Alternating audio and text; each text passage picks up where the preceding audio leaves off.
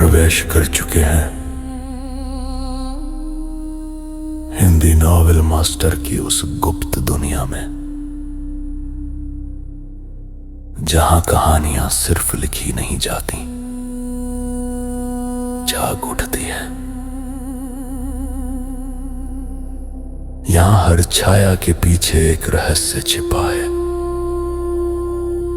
हर कदम पर एक अनसुनी फुसफुसाहट, और हर कहानी आपको उस अंधेरे दरवाजे तक ले जाती है जिसे खोलने की हिम्मत हर किसी में नहीं होती। डिस्क्लेमर: इस संसार के सभी पात्र, घटनाएं और स्थान कल्पना के धुएं से जन्मे हैं। इनका किसी वास्तविक व्यक्ति, संस्था या घटना से कोई संबंध नहीं है। यदि कोई समानता लगे तो याद रखिए, संयोग भी कभी कभी कहानी का हिस्सा बन जाता है। ये सामग्री केवल मनोरंजन और कल्पनाओं की रहस्यमयी यात्रा के लिए है। तो दोस्तों, कैसे आप लोग? लेकर आ चुका हूँ एक और एपिसोड सुप्रीम घर जमाई डैड का। आपको ये कहानी कैसी लगती है मुझे कमेंट्स में ज़रूर बताना, और अगर अच्छी लगे तो सब्सक्राइब कर देना यार। व्यूज़ आ रहे लेकिन सब्सक्राइबर्स अभी भी कम है। ज़्यादातर लोग सब्सक्राइब ही नहीं करते, 80% से ज़्यादा लोग सब्सक्राइबर नहीं करते, सिर्फ 20% सब्सक्राइब करते हैं। तो सब्सक्राइब करते रहो यार, मोटिवेशन मिलती है, और लाइक करना मत भूलना। तो बढ़ते हैं एपिसोड की तरफ। अध्याय 281 वरुण मेहता का अंत। उन शब्दों ने वरुण मेहता को सिर से पैर तक झकझोर कर रख दिया। वह भी युद्ध कला के मार्ग पर चलने वाला एक साधक था और उन शब्दों का मतलब बखूबी समझता था। योद्धा केवल अपनी कड़ी तपस्या और साधना से ही उच्च स्तर हासिल करते हैं, और वह कोई अपवाद नहीं था। बनावटी योद्धा जो सिर्फ तकनीकी चालों के भरोसे रहते हैं, वे कभी असली ताकतवर योद्धाओं का मुकाबला नहीं कर सकते। रणवीर रायचंद को उन सुपर वॉरियर्स का संहार करते देखने के बाद वरुण ने ये सच्चाई अपनी आंखों से देख ली थी। सुपर मार्शल योजना अब पूरी तरह विफल हो चुकी थी। अब उसके सामने सिर्फ एक ही रास्ता बचा था, मौत का रास्ता। महाशय, हमारी आपसे कोई दुश्मनी नहीं है, इतनी बेरहमी क्यों? अगर आपको यह औरत चाहिए तो ले जाए, मेरा बेटा तो पहले ही मर चुका है। वरुण मेहता गिड़गिड़ाया, किसी भी तरह इस मुसीबत को टालने और अपनी जान बचाने के लिए बेताब था। वो मेरी पत्नी है, भला मुझे उसे तुमसे मांगने की क्या जरूरत? रणवीर ने बर्फीली आवाज में जवाब दिया। ये सुझाव ही अनन्या के लिए एक अपमान था। धड़ाम! इन शब्दों को सुनते ही वरुण का पूरा शरीर कांप उठा, उसका चेहरा खौफ से विकृत हो गया। वह असल में इसकी पत्नी है। तो फिर तुम? एक नाम उसके गले तक आया, लेकिन उसे जुबान पर लाने की उसकी हिम्मत नहीं हुई। ये बहुत बड़ा झटका था। रणवीर रायचंद। हवा में गूंजता हुआ वह नाम नीचे आया। हिस! वरुण ने जोर से सांस अंदर खींची, उसकी आंखें जैसे बाहर निकलने को थीं। वह सचमुच रणवीर रायचंद है। अकल्पनीय। कोई आश्चर्य नहीं कि अनन्या शर्मा उसके साथ थी। कोई आश्चर्य नहीं कि उसने कबीर को मार डाला। कोई आश्चर्य नहीं कि उसने मेहता परिवार को मिटाने की कसम खाई थी। कोई आश्चर्य नहीं कि उसने बेस तक उनका पीछा किया। अचानक वरुण को सब कुछ समझ आने लगा। फिर भी एक सवाल उसे परेशान कर रहा था। रणवीर, तुम तो बहुत पहले मर चुके थे, तुम जिंदा कैसे हो सकते हो? मेरी पत्नी और बच्चे की वजह से। मैंने ताउम्र उनकी रक्षा करने की कसम खाई है, कोई खतरा मुझे हरा नहीं सकता। लेकिन तुम्हारे मेहता परिवार और सागर फार्मास्यूटिकल्स ने मेरी जिंदगी के सबसे अहम लोगों को निशाना बनाने की जुर्रत की। आज मैं सिर्फ इस बेस को ही नहीं मिटाऊंगा, मैं नवयुग राष्ट्र से हर एक मेहता और पूरे सागर फार्मास्यूटिकल्स का नामो निशान मिटा दूंगा। रणवीर ने ऐलान किया। उसकी हत्यारी मंशा ने आसमान को हिला दिया। हर एक शब्द बिजली की तरह गिरा, जिससे वरुण का खून जम गया, उसका चेहरा मुर्दे जैसा पीला पड़ गया। जिस पल उसे एहसास हुआ कि यह आदमी रणवीर रायचंद है, उसके दिल में दहशत अपने चरम पर थी। पुराना रणवीर केवल रुद्रधाम का प्रमुख था, लेकिन आज का रणवीर साक्षात काल था। उसने कालनगर में काल सागर को समतल कर दिया था और देवलोक को तहस नहस कर दिया था। एक ही झटके में उसने 2 निषिद्ध क्षेत्रों को गिरा दिया और सीधे आसमान की ऊंचाइयों को छू लिया। पर्दे के पीछे राइली कैपिटल ने रणवीर पर घात लगाने के लिए दर्जनों मृतक योद्धाओं का इस्तेमाल किया और साधना लोक के ठाकुर मठ के साथ गठबंधन किया था। अंत में रणवीर ने उन सभी को मौत के घाट उतार दिया। मृतक योद्धाओं की तो बात ही छोड़िए, ठाकुर मठ के शिखर स्तर के विशेषज्ञ भी मारे गए, बेहद खौफनाक। वह ठाकुर मठ था, एक प्राचीन शक्ति जो हजारों सालों से आर्यावर्त के भीतर कायम थी, जिसकी जड़ें गहरी थीं और जिसकी साधना विरासत लिंगरे ईर्ष्या करने योग्य थी। हालांकि वे घने जंगलों और पहाड़ों में छिपे रहते थे, शायद ही कभी देखे या जाने जाते थे, लेकिन साधना लोक में उनका भारी दबदबा था। जब वे कार्रवाई करते थे तो तबाही मच जाती थी। उसने रायली से सुना था कि ठाकुर मठ ने कई विशेषज्ञों को भेजा था, जिनमें 2 महान हस्तियां भी शामिल थीं। नतीजा, वे सब समुद्र में दफन हो गए। अकेले उस लड़ाई से ही रणवीर को देवता माना जा सकता था। यहाँ तक कि लंबे समय से शांत पड़ा साधना लोक भी इसकी वजह से उबल रहा था। गनीमत थी कि रणवीर अंत में मारा गया था। अगर ऐसा संहारक देवता बच गया होता तो हर दुश्मन को बुरे सपने आते। किसने सोचा होगा कि रणवीर मरा ही नहीं था और अब वह सीधे नवयुग राष्ट्र आ धमका था, उसके मेहता परिवार को मिटाने के लिए। वरुण मेहता शांत कैसे रह सकता था? एक शक्तिशाली शक्ति देव स्तर का विशेषज्ञ, एक बड़ा व्यापारी, नवयुग राष्ट्र की एक मशहूर हस्ती, अब वह डर के मारे अपनी पैंट गीली करने की कगार पर था। रणवीर हवा में उड़ते हुए आगे बढ़ा। धप, वरुण मेहता उसी जगह घुटनों के बल गिर पड़ा। मास्टर रणवीर, मैं गलत था। ये सब उस नालायक कबीर का किया धरा था। मैं तो हर दिन एकांतवास में रहता था, मुझे कुछ नहीं पता था। रणवीर की आंखों में उपहास की चमक कौंध गई। कुछ पल पहले यह आदमी अपने बेटे के लिए बदले की कसम खा रहा था और अब अपनी जान बचाने के लिए उसने सारा इल्जाम पहले से मरे हुए कबीर मेहता पर डाल दिया। ऐसा बाप जो इतना गिर सके, वाकई एक दुर्लभ नमूना था। लगता है तुम मेरे शब्द भूल गए। आज तुम्हारे मेहता परिवार का हर एक सदस्य बिना किसी अपवाद के मरेगा। जैसे ही रणवीर ने अपनी बात खत्म की, रिकोदर तलवार हवा को काटती हुई सीधे वरुण के शरीर की ओर लपकी। नहीं, वरुण चीखा। अग्नि द्वारा जकड़े होने के कारण उसके पास भागने का कोई मौका नहीं था। खच, पल भर में वह तेज धार गिरी। वरुण का शरीर एक धमाके के साथ फट गया। उसके शरीर पर मौजूद चांदी का नर्म कवच टुकड़ों में बिखर गया। फिर उसका शरीर 2 हिस्सों में कट गया। खून ने शून्य लोक को रंग दिया। तो इसने एक छिपा हुआ कवच पहना था। कोई आश्चर्य नहीं कि इसने मेरे पिछले वार को झेल लिया। रणवीर बड़बड़ाया। इसी वजह से उसने इस बार वरुण को मारने के लिए रिकोदर तलवार का इस्तेमाल किया था।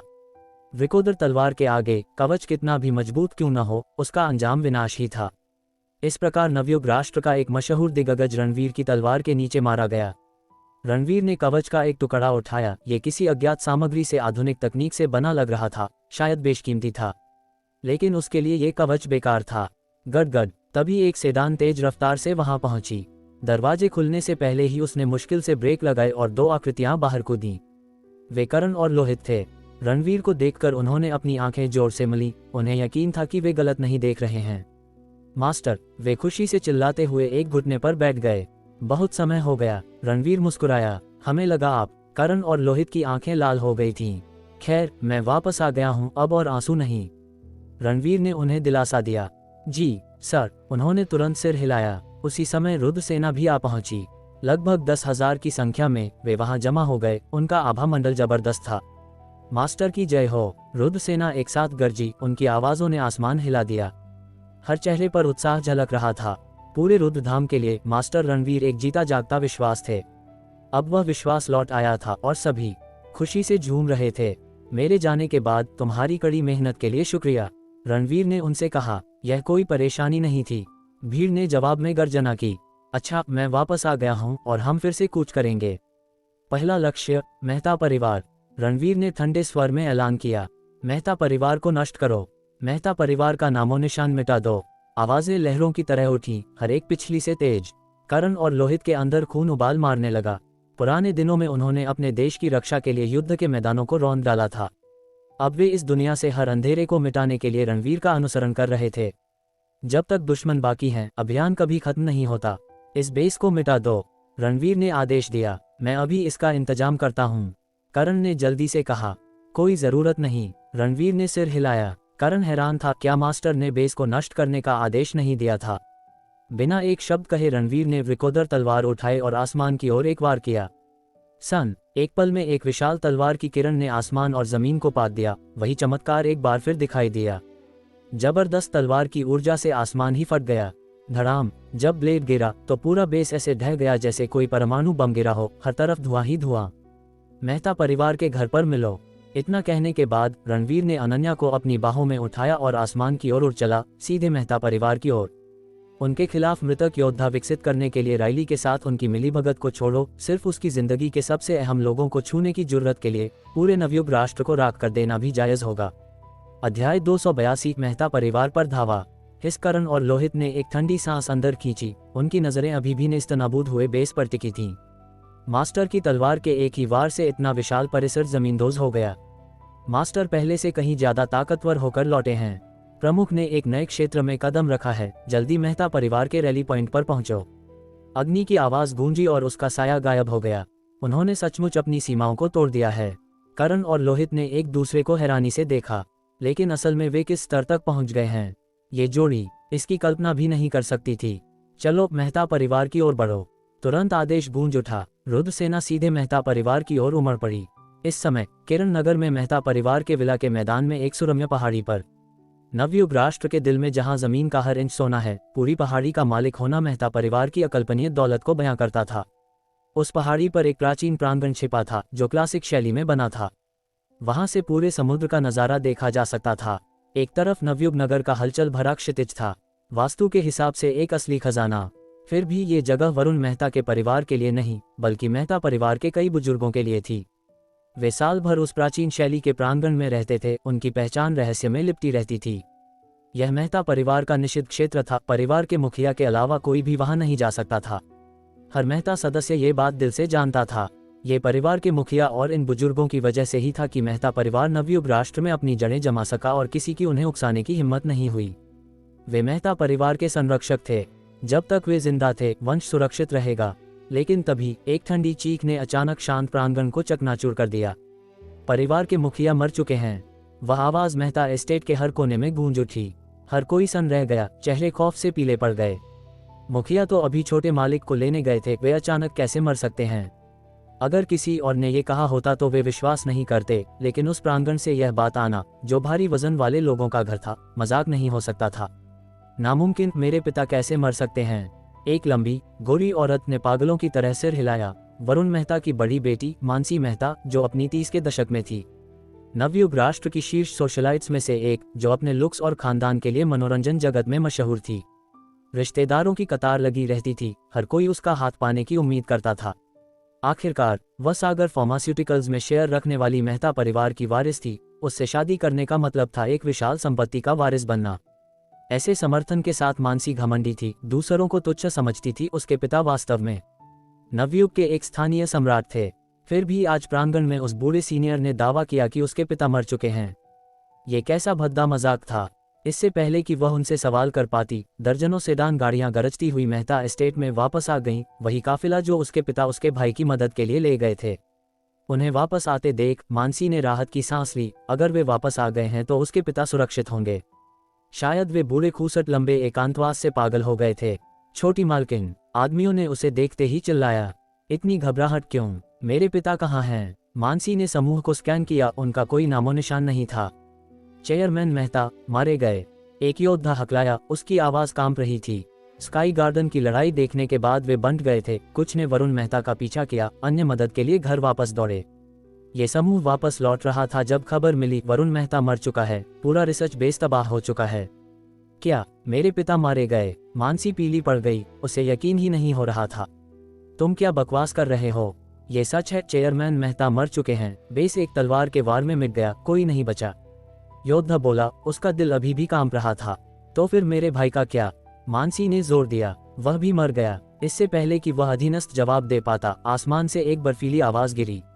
मानसी का दिल धक से रह गया। उसने ऊपर देखा तो एक युवक को किसी देवदूत की तरह नीचे उतरते देखा। उसकी बाहों में उसने एक मासूम खूबसूरत लड़की को थाम रखा था। छोटी मालकिन, ये वही आदमी है जिसने छोटे मालिक को मारा और चेयरमैन मेहता को भी। उसे देखते ही वह गुर्गा इतना कांपने लगा कि बमुश्किल बोल पाया। आने वाले कोई और नहीं बल्कि रणवीर और अनन्या थे।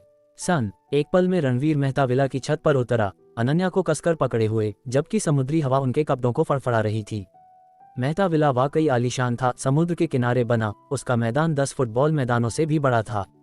रेस्ट्रैक, जंगल, पहाड़, समुद्र, वह सब कुछ जिसकी कोई भी कामना कर सकता था। तुम कमीनों ने मेरे भाई और मेरे पिता की हत्या की, फौरन नीचे आओ। मेहता परिवार की जमीन पर कदम रखने की तुम्हारी हिम्मत कैसे हुई? मानसी चीखी। इतना घमंड? रणवीर ने उपहास किया। आज मैं न केवल तुम्हारे विला पर चलूंगा, मैं पूरे मेहता परिवार को नेस्तनाबूद कर दूंगा। जैसे ही उसने अपनी बात खत्म की, उसका पैर नीचे जमा और बर्बर ऊर्जा का एक सैलाब फूट पड़ा। धड़ाम, आलीशान विला उसके नीचे फट गया, बुरी तरह हिल गया। मानसी और बाकी लोग दहशत में भाग गए, उनके चेहरे राख जैसे हो गए। गुस्ताख बदमाश मेहता एस्टेट में मुसीबत खड़ी करने की जुर्रत, मौत को दावत दे रहा है। पहाड़ी प्रांगण से एक उग्र दहाड़ गूंजी और एक काली आकृति रणवीर की ओर झपटी। रणवीर ने लापरवाही से एक हाथ घुमाया। बैंग, एक जोरदार धमाके ने उस काली छाया को उड़ा दिया जो जमीन पर जा गिरी। उसने अपनी हथेली को देखा, खून धाराओं में बह रहा था। एक हथेली ने उसे घायल कर दिया, अकल्पनीय। रणवीर ने उस आदमी पर नजर डाली।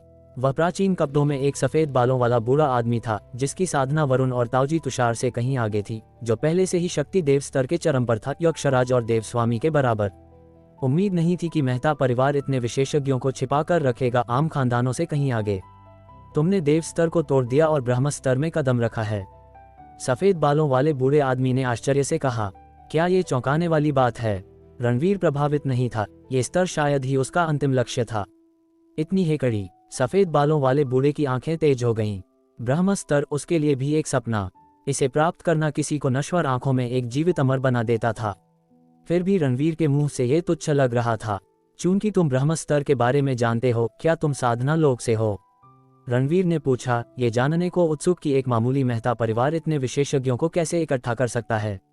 आर्यावर्त में भी यह नींव कई मार्शल संप्रदायों को पछाड़ देगी। तो तुम काफी कुछ जानते हो। बोलो, तुम कौन हो जो हमारे मेहता परिवार का विरोध कर रहे हो? सफेद बालों वाला बूढ़ा भौंका। अपनी हैसियत के साथ तुम मेरा नाम जानने के लायक नहीं हो, रणवीर ने ठंडेपन से जवाब दिया। तुम मौत मांग रहे हो। वह हमारे मेहता परिवार के रक्षक देवता हैं, थोड़ा सम्मान दिखाओ। मानसी दूर से चिल्लाई, उसकी आंखों में गर्व और जहर था। उसके भाई और पिता को मारना बिल्कुल अक्षम्य। रक्षक देवता तो क्या? रणवीर ने उपहास किया, रिकोदर तलवार को जकड़ लिया और सीधे बूढ़े आदमी पर वार किया। अध्याय 283, बेरहम संहार। कितनी भयानक तलवारबाजी! सफेद बालों वाला बूढ़ा सदमे में चिल्लाया। वह ये जानने से भी ज्यादा डरा हुआ था कि सामने वाला शक्ति ब्रह्मस्तर का मालिक है। एक ही तलवार आसमान की ओर उठी, जैसे वह दुनिया को दो टुकड़ों में बांट देगी। मनस्वी विद्या। सफेद बालों वाला बूढ़ा अचानक गरजा और एक तलवार दूर से उड़कर आई। तेज तलवार को थामे उसने निर्णायक रूप से तलवार तकनीकों का एक सेट चलाया, सीधे रिकोदर तलवार पर हमला करते हुए। हाँ, ये लड़का जो कहीं से भी आ गया है, उसे अपनी औकात का अंदाजा नहीं है। ये हमारे मेहता परिवार के रक्षक देवता हैं, इनसे निपटना इतना आसान है क्या? उन्होंने मनस्वी विद्या का इस्तेमाल भी कर लिया है। अब देखते हैं तू कैसे मरता है, मानसी ने काले मन से कहा। बैंग कड़क। लेकिन तभी अचानक एक विस्फोट गूंज उठा। सफेद बालों वाला बूढ़ा जो लंबी तलवार इस्तेमाल कर रहा था, वह रिकोदर तलवार से टकराते ही चकनाचूर हो गई। ये कैसे हो सकता है? सफेद बालों वाले बूढ़े की आंखें खौफ से भर गईं। इससे पहले कि वह अपनी बात पूरी कर पाता, रिकोदर तलवार ने वार कर दिया था। पुच! तेज तलवार शरीर में घुस गई और असीमित हत्यारी मंशा उमड़ पड़ी। बैंग! अचानक हुए एक विस्फोट के साथ सफेद बालों वाले बूढ़े का पूरा शरीर तुरंत टुकड़ों में फट गया, स्वर्ग और पृथ्वी के बीच विलीन हो गया। शक्ति देव स्तर का एक शिखर पुरुष बस यूं ही मर गया, सचमुच भयानक। रक्षक देवता, बस इतना ही दम था। रणवीर ने मानसी की ओर देखने के लिए अपना सिर घुमाया। मानसी का चेहरा पीला पड़ गया था और उसका दिल जोर जोर से धड़क रहा था।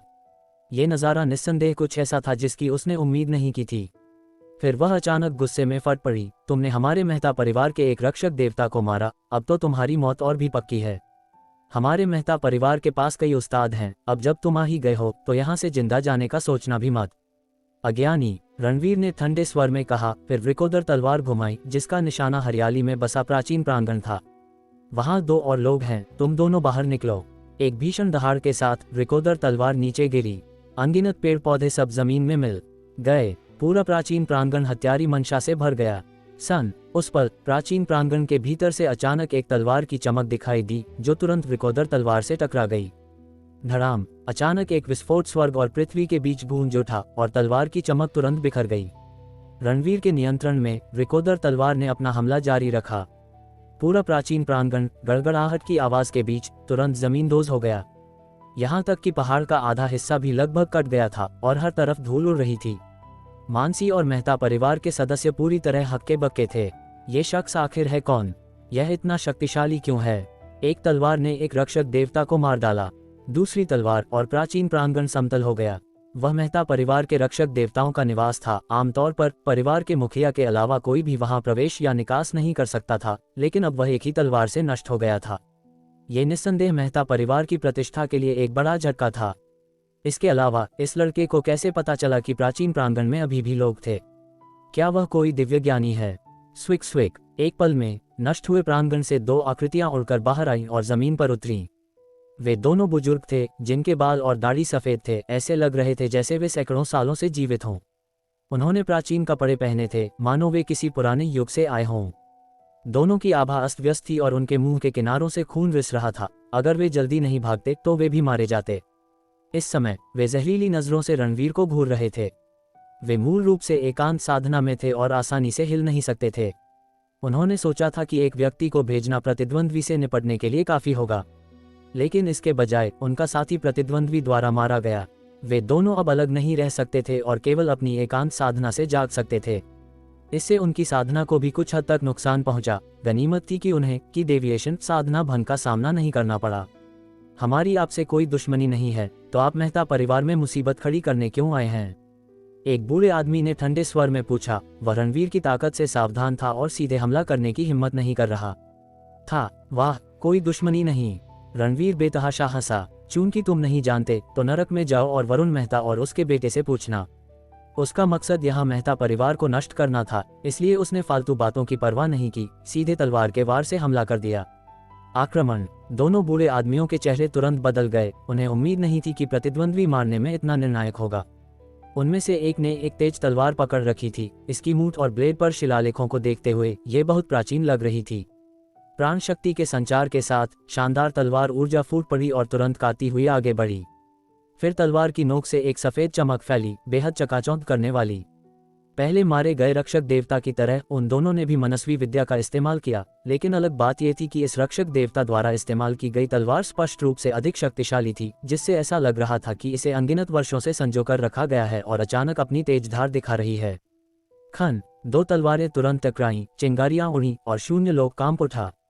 रणवीर की आंखें थोड़ी सिकुड़ गईं। प्रतिद्वंद्वी द्वारा पकड़ी गई तेज तलवार ने वास्तव में बिना टूटे वृकोदर तलवार के हमले को रोक दिया। ये वाकई असाधारण थी। हालांकि तलवार ठीक थी, लेकिन टक्कर से पैदा हुए प्रभाव बल ने तलवार चलाने वाले बूढ़े के शरीर को ऐसा महसूस कराया जैसे उसे हजारों सेनाओं ने रौंद दिया हो। उसने तुरंत मुंह भर खून थूक दिया। उसे गंभीर आंतरिक चोटें आईं। बूम छी। दूसरे बूढ़े आदमी ने निर्णायक रूप से अपनी प्राण शक्ति को घुमाया और अपने साथी की पीठ पर हथेली मार दी। बड़ी मात्रा में प्राण शक्ति के संचार के साथ कांपते हुए आंतरिक अंग धीरे धीरे शांत हो गए। अपने साथी की मदद से घायल बूढ़े ने अपनी तेज तलवार को सक्रिय रखना जारी रखा, वृकोदर तलवार का डटकर मुकाबला करते हुए। बेकार है। रणवीर ने अपना सिर हिलाया, अपने बड़े हाथ से जोर लगाया। एक खटाक के साथ ब्लेड से एक बेजोड़ रोशनी फूटी और वृकोदर तलवार की विनाशकारी शक्ति तेजी से बढ़ गई। धड़ाम। प्राचीन लंबी तलवार को सीधे दूर कर दिया गया, जिससे दोनों रक्षक देवता पीछे की ओर उड़ गए, खून थूकते हुए और अविश्वसनीय रूप से पीले पड़ते हुए। यहाँ तक कि मनस्वी तलवार मनस्वी विद्या के साथ मिलकर भी प्रतिद्वंद्वी का मुकाबला नहीं कर सकती थी। ये कुछ ऐसा था जिसकी उन दोनों ने उम्मीद नहीं की थी। तुम आखिर हो कौन? वे दोनों स्पष्ट उत्तर के बिना शांत नहीं होने वाले थे। रणवीर का निरंतर हमला ही उनका जवाब था, हवा को काटता हुआ। कोई भी उसका विरोध नहीं कर सकता था। लानत है, मुझे विश्वास नहीं होता कि मैं तुम्हें मार नहीं सकता। तलवार चलाने वाला बूढ़ा गर्जा, एक बार फिर अपने शरीर के भीतर प्राण शक्ति को लामबंद करते हुए, अपनी लंबी तलवार को मारने के लिए उठाते हुए। बैंग। एक और धमाका। इस बार प्राचीन लंबी तलवार को एक और सेकंड के लिए टिकने का मौका भी नहीं मिला, वह सीधे उड़ गई। मरो। रणवीर ने ठंडे स्वर में चिल्लाया और वृकोदर तलवार बिना किसी हिचकिचाहट के आगे बढ़ी। अग्रणी रक्षक देवता बूढ़े की पुतलियां अचानक सिकुड़ गईं और खौफ का एक भाव फूट पड़ा। बहुत तेज। उसके पास चकमा देने का समय नहीं था और वह केवल जल्दी से अपना हाथ हिला सकता था। उसकी प्राण शक्ति उमड़ रही थी, सीधे विरोध करने का इरादा था। पुच। ये निस्संदेह व्यर्थ था। वृकोदर तलवार ने सीधे प्रतिद्वंद्वी का हाथ काट दिया, फिर एक ही वार में उसका सिर भेद दिया।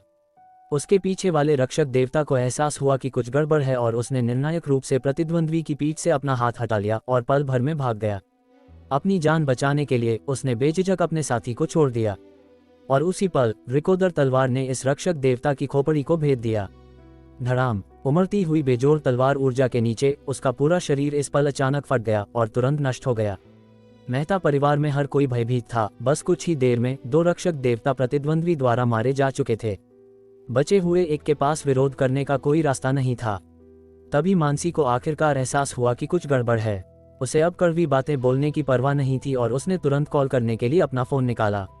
रोहन राठी, हमारे घर पर कुछ हो गया है, जल्दी करो और मदद के लिए सेना लाओ, जितनी ज्यादा हो सके।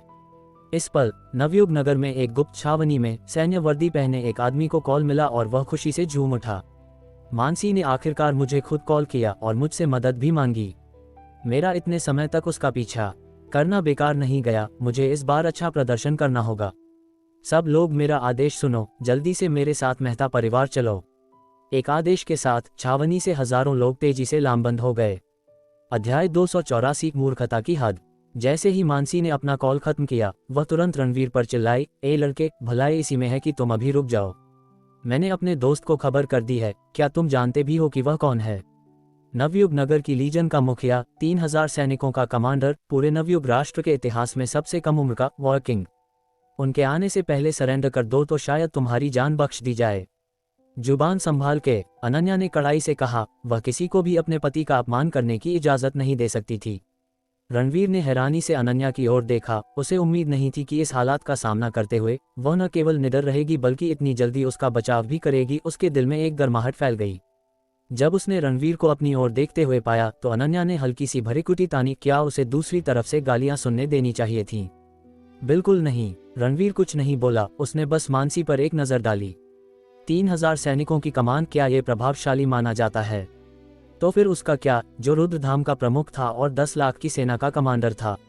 हाँ, तुम मरने वाले हो और फिर भी चाहते हो कि मेहता परिवार की छोटी मालकिन अपनी जुबान पर लगाम लगाए। कितना हास्यास्पद। अभी घुटने टेको और नाक रगड़ो तो शायद, बस शायद, मैं तुम्हारी लाश को साबुत छोड़ दूं। मानसी ने गर्व से ऐलान किया। रणवीर ने अपना सिर हिलाया। यह अब तक की सबसे जाहिल इंसान होनी चाहिए जिससे वह मिला था। महलों जैसी विलासिता में पली बड़ी वह दुनिया के बारे में लगभग कुछ नहीं जानती थी। दिमाग नाम की चीज ही नहीं थी। जब मेहता परिवार विलुप्त होने की कगार पर था तो उसकी तथाकथित छोटी मालकिन की हैसियत का क्या मतलब रह जाता है? रणवीर के सामने इसका दिखावा करना मूर्खता की पराकाष्ठा थी। मैंने तुम्हें मारने की योजना बनाई थी, लेकिन अब मैं तुम्हें जिंदा छोड़ दूंगा। रुको और देखो कि तुम्हारा वॉकिंग मुझसे कैसे निपटता है। जैसे ही शब्द गिरे, रणवीर ने वृकोदर तलवार घुमाई और आखिरी बचे रक्षक देवता पर झपटा। वह रक्षक देवता स्थिति की निगरानी कर रहा था, यह मानकर कि छोटी मालकिन की बातों से वह आदमी डर जाएगा। बेकार, वह आदमी किसी से नहीं डरता था। उसने नवयुग राष्ट्र की सैन्य शक्ति को एक नजर तक नहीं देखा। क्या वह वास्तव में अकेले पूरे साम्राज्य को दबाने का इरादा रखता था? इससे पहले कि रक्षक आगे कुछ सोच पाता, जानलेवा रोशनी का एक ब्लेड आसमान से गिरा। अगर वह इस वार को रोकने में विफल रहा तो वह मौके पर ही मारा जाएगा। बूढ़े की आंखों में एक बेरहम चमक कौंध गई। उसने एक औषधीय गोली निकाली और उसे पूरा निगल गया। पल भर में उसका आभा मंडल ढहते पहाड़ों और गरजते समुद्रों की तरह फूट पड़ा। रणवीर की आंखें तेज हो गईं। बुजुर्ग की प्राण शक्ति कई गुना बढ़ गई थी। वह गोली चाहे जो भी हो, स्पष्ट रूप से साधारण नहीं थी। मनस्वी विद्या, 9 नागों का गगनग्रास। बुजुर्ग ने अपनी मनस्वी तलवार को एक जबरदस्त वार में लहराते हुए दहाड़ा। 9 तलवार किरणें तुरंत प्रकट हुईं, ड्रैगन की तरह एक साथ हमला करते हुए आसमान को चीरती हुईं। उन्होंने न केवल वृकोदर तलवार को बल्कि स्वयं रणवीर को भी निशाना बनाया। 9 ड्रैगन जैसी तलवारें मेहता परिवार के विला के ऊपर किसी आकाशीय अपशकुन की तरह उमड़ पड़ीं। जिसने भी इसे देखा खौफ में घूरता रहा। इस वार के लिए अपनी प्राण शक्ति बढ़ाने को गोली का इस्तेमाल। भले ही तुम मुझे मार डालो, तुम्हारा अपना शरीर इस बल को सहन नहीं कर पाएगा। तुम फट जाओगे और मर जाओगे, और तुम फिर भी मुझे नहीं मार पाओगे, रणवीर ने ठंडे स्वर में कहा। उसने कोई अतिरिक्त चाल नहीं चली। वृकोदर तलवार का एक वार ही काफी था। खन, बिजली की चमक में तलवारें टकराईं, चिंगारियां आतिशबाजी की तरह पूरे आसमान में फैल गईं। मनस्वी तलवार वास्तव में असाधारण थी, जिसने वृकोदर तलवार के कई वार पहले ही झेल लिए थे। इस भीषण टक्कर के बाद भी वह टूटी नहीं। उसकी चमक एक प्राचीन हवा के साथ दीप्तिमान थी, जैसे कि उसमें सर्वोच्च ब्रह्मलेय हो।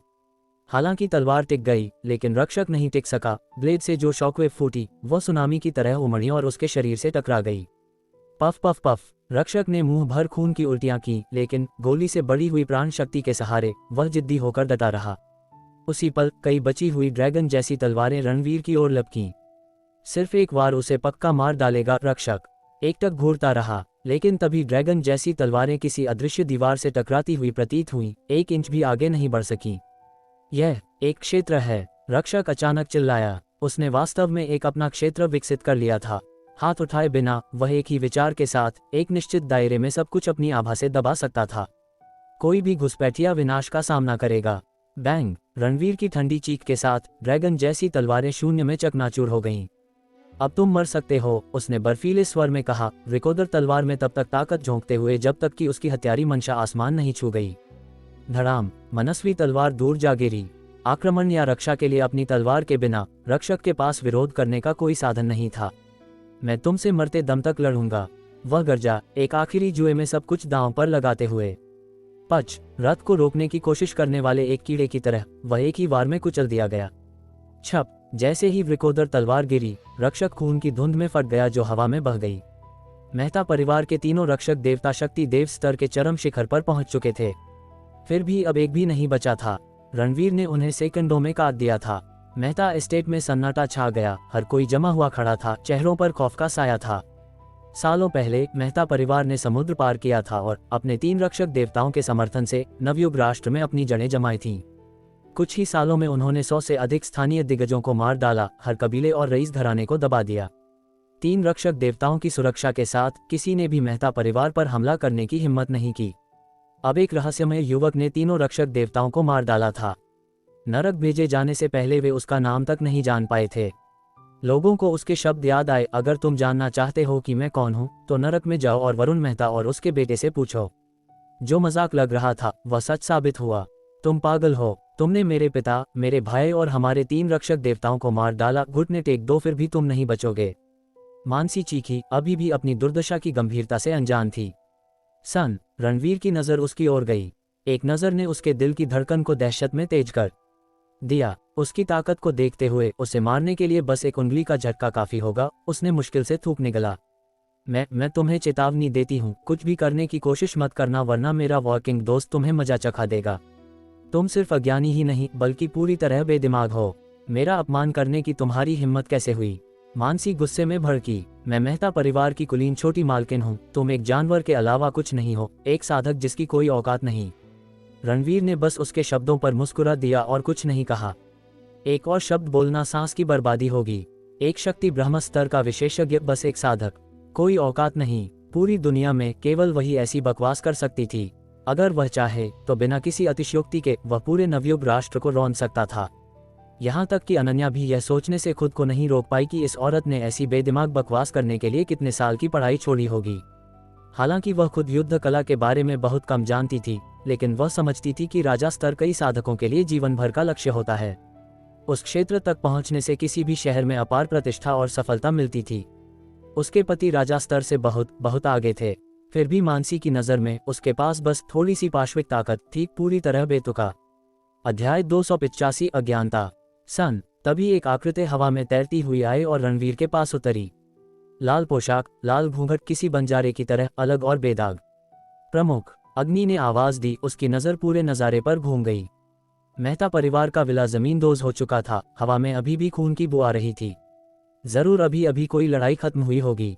बहुत तेज। वह 10 मिनट से भी कम समय में यहाँ पहुंची थी, फिर भी मास्टर ने मेहता विशेषज्ञों का सफाया कर दिया था। केवल निचले स्तर के साधक और अंगरक्षक बचे थे। रणवीर ने हल्का सिर हिलाया। अग्नि के यहाँ होने से रुद्र सेना जल्द ही आ जाएगी। तो तुम्हें बैकअप मिल गया, सिर्फ एक। बेकार! मानसी ने ताना मारा, अग्नि को भी खारिज करते हुए। अग्नि ने उस औरत को ठंडी नजरों से देखा। ये पहली बार था जब किसी ने उसे नीची नजर से देखा हो। अपने स्वभाव के अनुसार उसने जवाब देने की जहमत नहीं उठाई, वह बस ऐसे घूर रही थी जैसे किसी मंदबुद्धि को देख रही हो। प्रमुख का एक शब्द और वह इस औरत का सिर धड़ से अलग कर देगी। गड गड गड गड गड गड। गरजती हुई आवाजों ने धरती को हिला दिया। हत्यारी मंशा का एक असीमित ज्वार उमड़ पड़ा, जो अपने नीचे सब कुछ कुचलता आ रहा था। हवाएं चीख रही थीं, बादल उमड़ रहे थे, लहरें उफन रही थीं। पल भर में सैनिकों के एक काले समूह ने मेहता एस्टेट को सील कर दिया। ये जरूर रोहन राठी के खास आदमी होंगे। मानसी खुशी से झूम उठी। वे मिनटों में आ गए, इतनी तेज और इतनी बड़ी संख्या में। उनका आभा मंडल ही बता रहा था कि वे कोई मामूली लोग नहीं थे। आत्मविश्वास से भरकर वह रणवीर की ओर मुड़ी। तुम गए। मेरे दोस्त की सेना यहाँ है, घुटने टेको और रहम की भीख मांगो। मास्टर को घुटने टेकने के लिए कहने की हिम्मत किसने की? करण और लोहित कतारों से बाहर निकले। इससे पहले कि वे बोल पाते, रणवीर ने उन्हें चुप करा दिया और मानसी से पूछा, क्या तुम्हें यकीन है कि यह तुम्हारे दोस्त की सेना है? क्या तुम्हें लगता है कि वे तुम्हारे हैं? बहुत खूब, मजाक अच्छा है। उसने उसे तिरस्कार की एक तिरछी नजर से देखा। करण और लोहित, जो अभी भी चुप रहने के आदेश के तहत थे, सन रह गए। लड़की वास्तव में सोचती थी कि ये सैनिक उसके हैं। वह कितनी बेदिमाग हो सकती है। अगर मास्टर ने उन्हें नहीं रोका होता तो वे बहुत पहले ही जवाब दे चुके होते। तभी एक और समूह आया। सामने सैनिकों के काले समुद्र को देखकर उनके चेहरे पीले पड़ गए। पूरी 10,000 की ताकतवर फौज। उनकी घनी शैतानी ऊर्जा ने उन्हें नरक से आए यमदूतों जैसा बना दिया था। उनसे निकलने वाले लोह रक्त खौफ ने नए आए 3,000 सैनिकों को दहशत में कांपने पर मजबूर कर दिया। उनकी तुलना में नए आने वाले बेहद कमजोर लग रहे थे। रोहन राठी अपनी कार में बैठा, उसका दिल जोर जोर से धड़क रहा था। उनका खूनी आभा मंडल इतना घना था कि इसने उसे भी डरा दिया। आदेश का इंतजार करो, मैं पहले मेहता के यहाँ चेक करता हूँ। वह बाहर निकला। करण और लोहित पहले ही अनुमान लगा सकते थे कि क्या हुआ था। उसी पल एक अधीनस्थ ने रिपोर्ट दी। उन्होंने चुपचाप रणवीर से निर्देशों के लिए पूछा। इजाजत मिलने पर काली भीड़ अलग हो गई और रुद्रधाम के एस्कॉर्ट के तहत रोहन राठी घटनास्थल पर पहुंचा। वह जितना करीब आया, दबाव उतना ही भारी होता गया। वह मुश्किल से सांस ले पा रहा था। रोहन राठी, तुम आखिरकार आ गए। मानसी उत्साह से चिल्लाई, तुमने इसे छिपाकर रखा। मैं केवल इतना जानती थी कि तुम कुछ हजार का नेतृत्व करने वाले वॉर किंग हो। कभी नहीं सोचा था कि तुम्हारे पास इतने सारे एलिट्स हैं।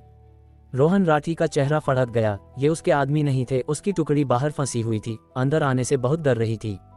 मानसी, उसने समझाने की कोशिश की। उसने उसकी बात काट दी। रोहन, मैं जानती हूँ कि तुम क्या चाहते हो। इतने समय तक मेरा पीछा किया, आज इन्हें मारने में मेरी मदद करो और मैं तुम्हारी गर्लफ्रेंड बन जाऊंगी।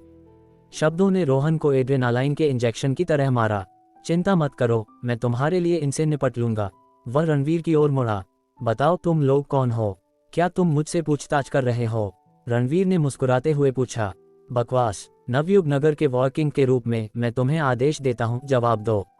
रोहन राठी भौंका। मानसी के रोमांस के वादे के बाद वह जानलेवा भीड़ को भूल चुका था। तो क्या हुआ अगर वे संख्या में उससे ज्यादा थे? यह नवयुग राष्ट्र की राजधानी थी, उसका इलाका। निश्चित रूप से वे सेना की अवहेलना नहीं करेंगे। तुम जानने के काबिल नहीं हो, अपने सीनियर को भेजो।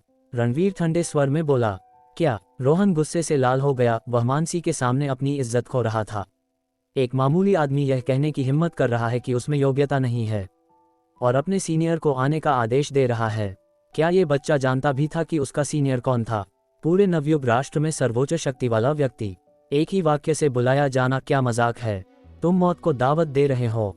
नवयुग नगर की रक्षा करने वाला वॉर किंग बाहर उन सभी आदमियों को देख रहे हो। एक आदेश और वे तुम्हें काट डालेंगे। मानसी चीखी। सच में? रणवीर ने एक ठंडी हंसी दी, फिर अचानक गरजा, सेना कहाँ है? सेना यहाँ है, मास्टर के आदेश का इंतजार कर रही है। 10,000 आवाजों ने आसमान को हिला दिया। उनका संयुक्त आभा मंडल सुनामी की तरह आगे बढ़ा। हर मेहता खानदान वाला खौफ में पीछे हट गया। वे उस आदमी को जवाब क्यों दे रहे हैं? यह क्या हो रहा है? मानसी सन रह गई। वह पूर्ण अधिकार जिसने 10,000 को एक पुकार पर झुका दिया, उससे वह कांप उठी। वह रोहन राठी की ओर घूमी। यह क्या हो रहा है? रोहन अजीब लग रहा था।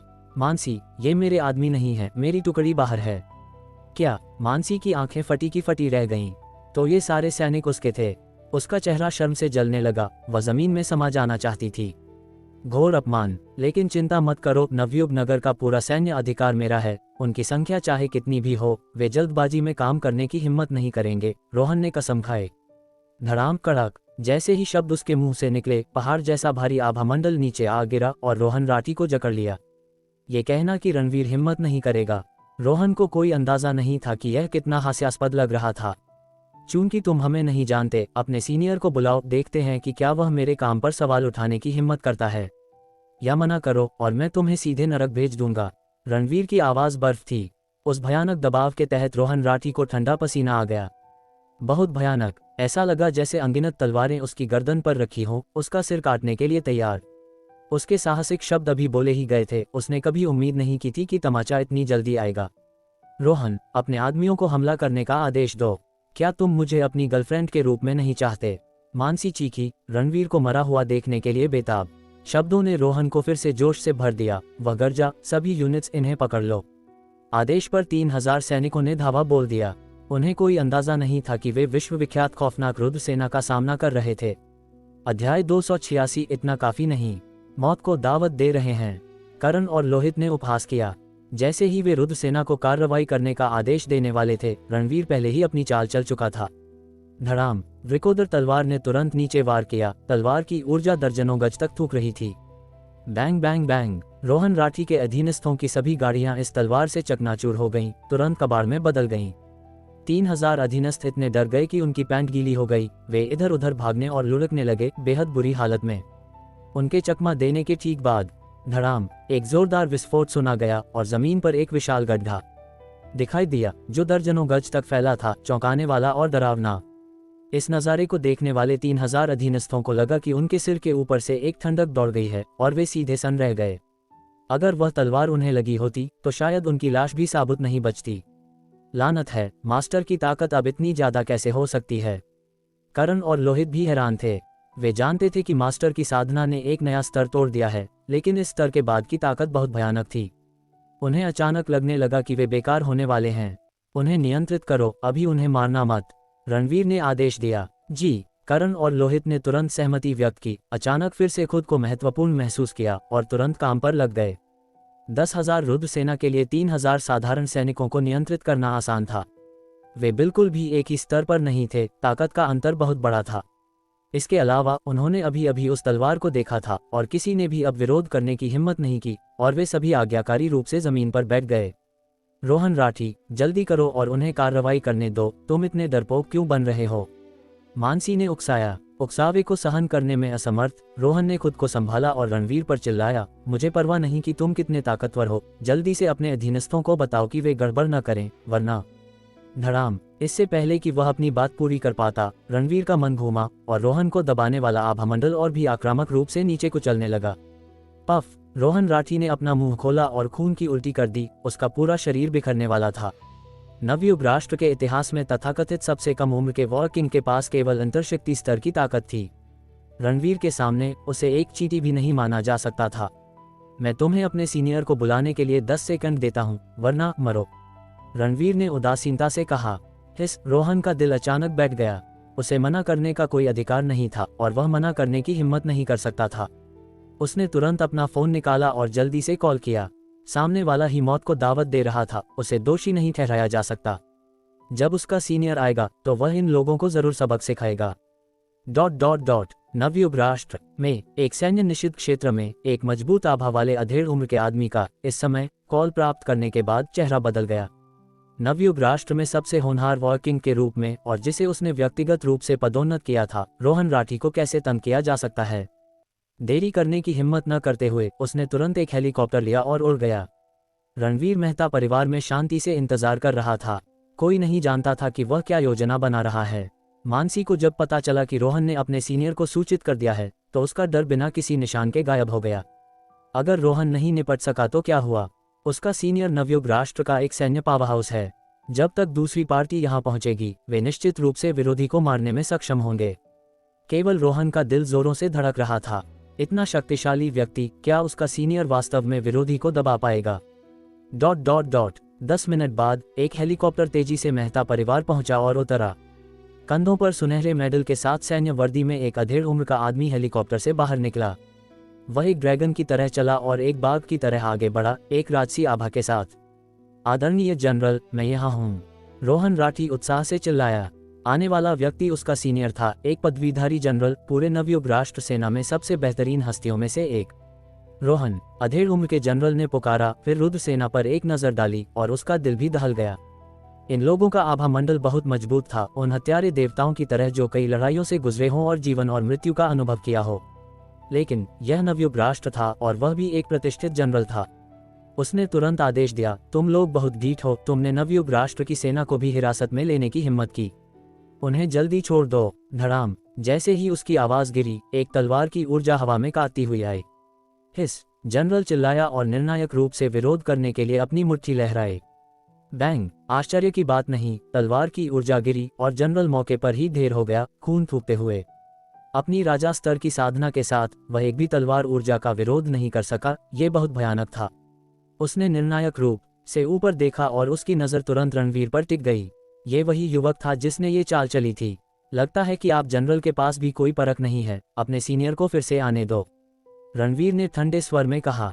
मेरे सीनियर को आने दूं? जनरल का चेहरा गुस्से से भर गया। अज्ञात मूल का ये बच्चा बहुत अहंकारी हो रहा था। क्या वह जानता था कि वह कौन है? नवयुग राष्ट्र सेना में एक जनरल, देश की सेना में एक शीर्ष पद के साथ। तुम्हारी हिम्मत कैसे हुई मुझे अपनी आंखों में न रखने की? मुझे लगता है कि तुम मौत को दावत दे रहे हो। जनरल अचानक गुस्से में चिल्लाया। लेकिन इसी पल रणवीर ने अपना हाथ लहराया और एक और तलवार ऊर्जा मारने के लिए आई, पिछली वाली से भी अधिक भयंकर और बेजोड़। जनरल का दिल कांप उठा और उसे तुरंत मौत की आभा महसूस हुई। अगर वह हिट हुआ तो वह निश्चित रूप से मर जाएगा। उसने पहले ही इसे व्यक्तिगत रूप से अनुभव कर लिया था जब उसने पिछली तलवार ऊर्जा का विरोध किया था। जल्दी उसे गोली मारो, जनरल ने अचानक आदेश दिया। हेलीकॉप्टर पर 2 करीबी अंगरक्षकों ने तुरंत रणवीर पर निशाना साधा। लेकिन जिस पल उन्होंने फायर किया, एक चमकदार लाल आकृति वहां से गुजरी। फिर 2 बैंग बैंग ध्वनियों के साथ 2 गार्ड अचानक जमीन पर गिर गए। उनकी गर्दन पर खून का एक धब्बा दिखाई दिया और खून बह रहा था। चाल चलने वाला व्यक्ति अग्नि थी, जिसने दोनों को मारने के बाद उनकी ओर देखा तक नहीं। जनरल का दिल जोरों से धड़क रहा था। उसके 2 अधीनस्थों को फायर करने का मौका भी नहीं मिला कि वे सीधे मारे गए। वह लाल कपड़ों वाली औरत बहुत ताकतवर थी। धड़ाम, एक पल में रणवीर द्वारा छोड़ी गई तलवार ऊर्जा मारने के लिए आए। नहीं, मैं अभी अपने सीनियर से संपर्क करता हूँ, जनरल ने जल्दी से कहा। उसका कलेजा मुंह को आ गया था। तलवार की ऊर्जा उसके शरीर पर कटने के पल अचानक रुक गई। जल्दी करो, एक ठंडी आवाज पीछे से आए। जनरल ने पूरी तरह राहत की सांस ली। अनजाने में उसके कपड़े पसीने से भीग गए थे। उसने कभी ऐसी भयानक स्थिति का अनुभव नहीं किया था। अगर वह बाद में बोलता तो शायद वह मर चुका होता। बिना एक शब्द कहे उसने तुरंत अपना फोन निकाला और अपने सीनियर से संपर्क करना शुरू कर दिया। इस समय रोहन राठी हक्का बक्का था। उसे जनरल को आमंत्रित करने के लिए मजबूर किया गया था, लेकिन परिणामस्वरूप जनरल कुछ शब्द बोलने से पहले ही विरोधी द्वारा डरा दिया गया और केवल आज्ञाकारी रूप से अपने सीनियर से संपर्क कर सकता था। उसका सीनियर नवयुग राष्ट्र सेना में नंबर 1 व्यक्ति था, सर्वोच्च रैंकिंग वाला युद्धदेव। यह अहंकारी आदमी क्या कर रहा था? क्या वह पूरे साम्राज्य को नाराज करने की तैयारी कर रहा था? उसे अहंकारी होने दो, वह अंततः जल जाएगा। मानसी अभी भी उम्मीद कर रही थी। उसने पूरी तरह उम्मीद नहीं की थी कि चीजें किस दिशा में विकसित हुई हैं। करण और लोहित ने शायद अपने दिलों में अनुमान लगा लिया था कि क्या हो रहा है जब उन्होंने मास्टर को लगातार विरोधी से अपने सीनियर को बुलाने के लिए कहते देखा। अनुमान था कि इन लोगों ने मास्टर को पूरी तरह उकसा दिया था। मास्टर न केवल मेहता परिवार को नष्ट करने वाले थे, बल्कि पूरे नवयुग राष्ट्र को डराने की तैयारी भी कर रहे थे। आने वाले समय में एक बड़ी घटना जो नवयुग राष्ट्र के इतिहास में दर्ज होने के लिए काफी थी, घटनास्थल पर घटित हुई। जनरल द्वारा संदेश भेजे जाने के बाद एक दर्जनों लोगों के समूह आए। वहां नवयुग नगर का मेयर था और स्थानीय पुलिस विभाग का मुखिया भी। वे सभी नवयुग राष्ट्र सरकार की बड़ी हस्तियां थीं। अध्याय 287, नवयुग राष्ट्र का प्रथम महायुद्ध देव, जिसने पलक झपकते ही घुटने टेक दिए। हालांकि इन लोगों के आने के बाद भी रणवीर रायचंद ने उन्हें पूरी तरह नजरअंदाज कर दिया, उन्हें बस इंतजार में खड़ा छोड़ दिया। उससे निकलती हुई खौफनाक आभा और वहां मौजूद हजारों की तादाद में रुद्र सेना को देखकर इन बड़े अधिकारियों की हिम्मत नहीं हुई कि एक शब्द भी बोल सके। डर के मारे उनके पसीने छूट रहे थे। आखिर ये शख्स है कौन?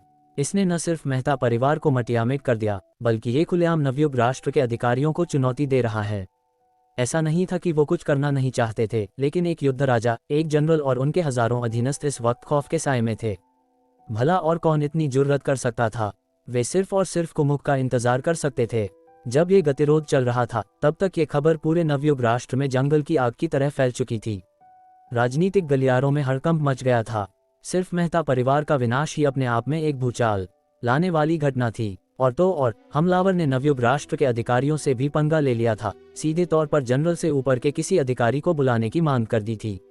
बेइंतहा घमंड, नवयुग राष्ट्र में एक परिवार को खत्म करना और फिर पूरे साम्राज्य के खिलाफ खड़े हो जाना, ये सीधे सीधे खुदकुशी थी। अगर इन लोगों को खत्म नहीं किया गया तो राष्ट्र की गरिमा कहाँ रह जाएगी? नवयुग राष्ट्र के शाही परिवार ने तुरंत सेना के सर्वोच्च अधिकारी को भेजने का आदेश जारी कर दिया, यानी जनरल से भी एक रैंक ऊपर। युद्धदेव, आज के नवयुग राष्ट्र में वो एक किंवदंती थे। पलक झपकते ही नवयुग नगर के ऊपर अनगिनत लड़ाकू विमान मंडराने लगे। तरह तरह के टैंक, मिसाइलें और यहाँ तक कि नौसेना को भी रवाना कर दिया गया। कुल मिलाकर दसियों हजार लोग सीधे मेहता परिवार की ओर कूच कर गए। कुछ ही पलों बाद जब दसियों हजार सैनिक मौके पर पहुंचे तो जनरल और रोहन राठी दोनों खुशी से उछल पड़े। युद्ध देव जरूर आ गए होंगे। दोनों ने अपनी मुट्ठियां भींच लीं, उनके चेहरे उत्साह से चमक रहे थे। ये युद्ध देव न केवल सेना के शीर्ष व्यक्ति थे बल्कि नवयुग राष्ट्र के एक लेजेंड भी थे जिनके पास भयानक ताकत और अपार प्रतिष्ठा थी। युद्ध देव, इन दो शब्दों को सुनते ही मानसी मेहता की सांसें अटक गईं। बचपन से उसने इस युद्ध देव की कहानियां अनगिनत बार सुनी थीं। जब वह बहुत छोटी थी तब उसे अपने पिता के साथ एक विशेष कार्यक्रम के दौरान उनसे एक बार मिलने का सौभाग्य मिला था और उनकी दमदार उपस्थिति ने उस पर बहुत गहरी छाप छोड़ी थी। हाल के वर्षों में ये युद्ध देव लगभग रिटायर हो चुके थे। उसने कभी उम्मीद नहीं की थी कि आज वे फिर से सामने आएंगे। उसकी नज़र तुरंत रणवीर रायचंद पर टिक गई। इस लड़के को शायद पता नहीं है कि आने वाला शख्स कितना खौफनाक है। हाँ, बस देखते जाओ तुम्हारी मौत कैसे होती है। जैसे ही नवयुग राष्ट्र की मुख्य सेनाएं पहुंची, एक हेलीकॉप्टर तेजी से मेहता परिवार के ऊपर नीचे उतरा जिससे हर तरफ तेज हवाएं चलने लगीं। स्थिरता से उतरने के बाद कई स्पेशल फोर्स के कमांडो फुर्ती से बाहर निकले और चौकन्ना होकर चारों ओर का जायजा लेने लगे। अगले ही पल चांदी जैसे बालों वाला एक बुजुर्ग हेलीकॉप्टर से नीचे उतरा।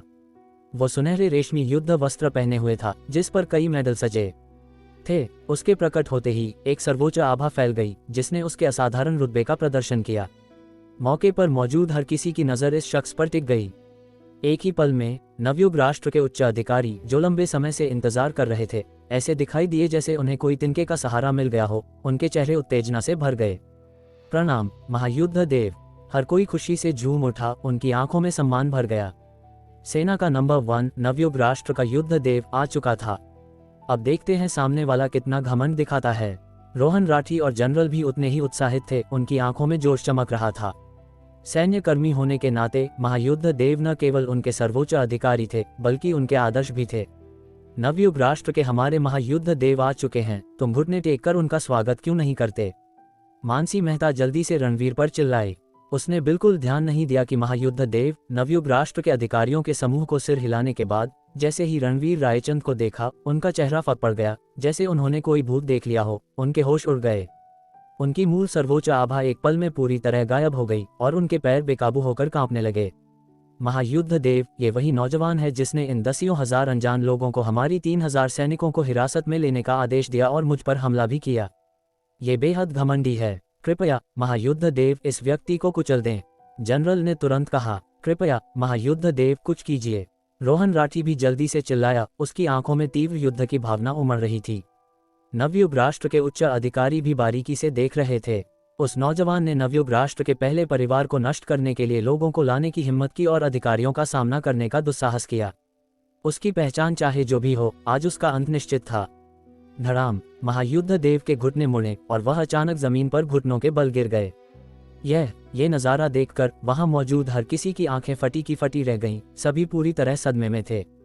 चाहे वो युद्ध राजा रोहन राठी हो, जनरल हो, नवयुग राष्ट्र के उच्च अधिकारी हो या उन्हें घेरने वाली विशाल सेना, हर कोई हक्का बक्का रह गया। नवयुग राष्ट्र के प्रतिष्ठित महायुद्ध देव, सेना के शीर्ष व्यक्ति, अपनी पीढ़ी के एक लेजेंड। एक पल पहले वो राजसी और भव्य थे, उनकी आभा आसमान छू रही थी और अगले ही पल वो जमीन पर घुटने टेक रहे थे। हे भगवान, मैंने कुछ गलत तो नहीं देख लिया? किसी को यकीन नहीं हो रहा था। सब पागलों की तरह अपनी आंखें मल रहे थे। नतीजा सच था। उनके दिलों में अजेय अस्तित्व रखने वाले महायुद्ध देव, उन्होंने सच में जमीन पर घुटने टेक दिए थे। आखिर यह चल क्या रहा है? हर कोई पागल हो रहा था। उन्हें लग रहा था जैसे उनकी दुनिया ही उजड़ रही है। केवल करण, लोहित, अग्नि और रुद्र सेना बिल्कुल भी हैरान नहीं थे।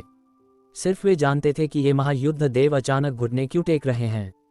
लगता है नवयुग राष्ट्र में अभी भी 1-2 समझदार लोग बचे हैं, रणवीर रायचंद ने बेपरवाही से कहा।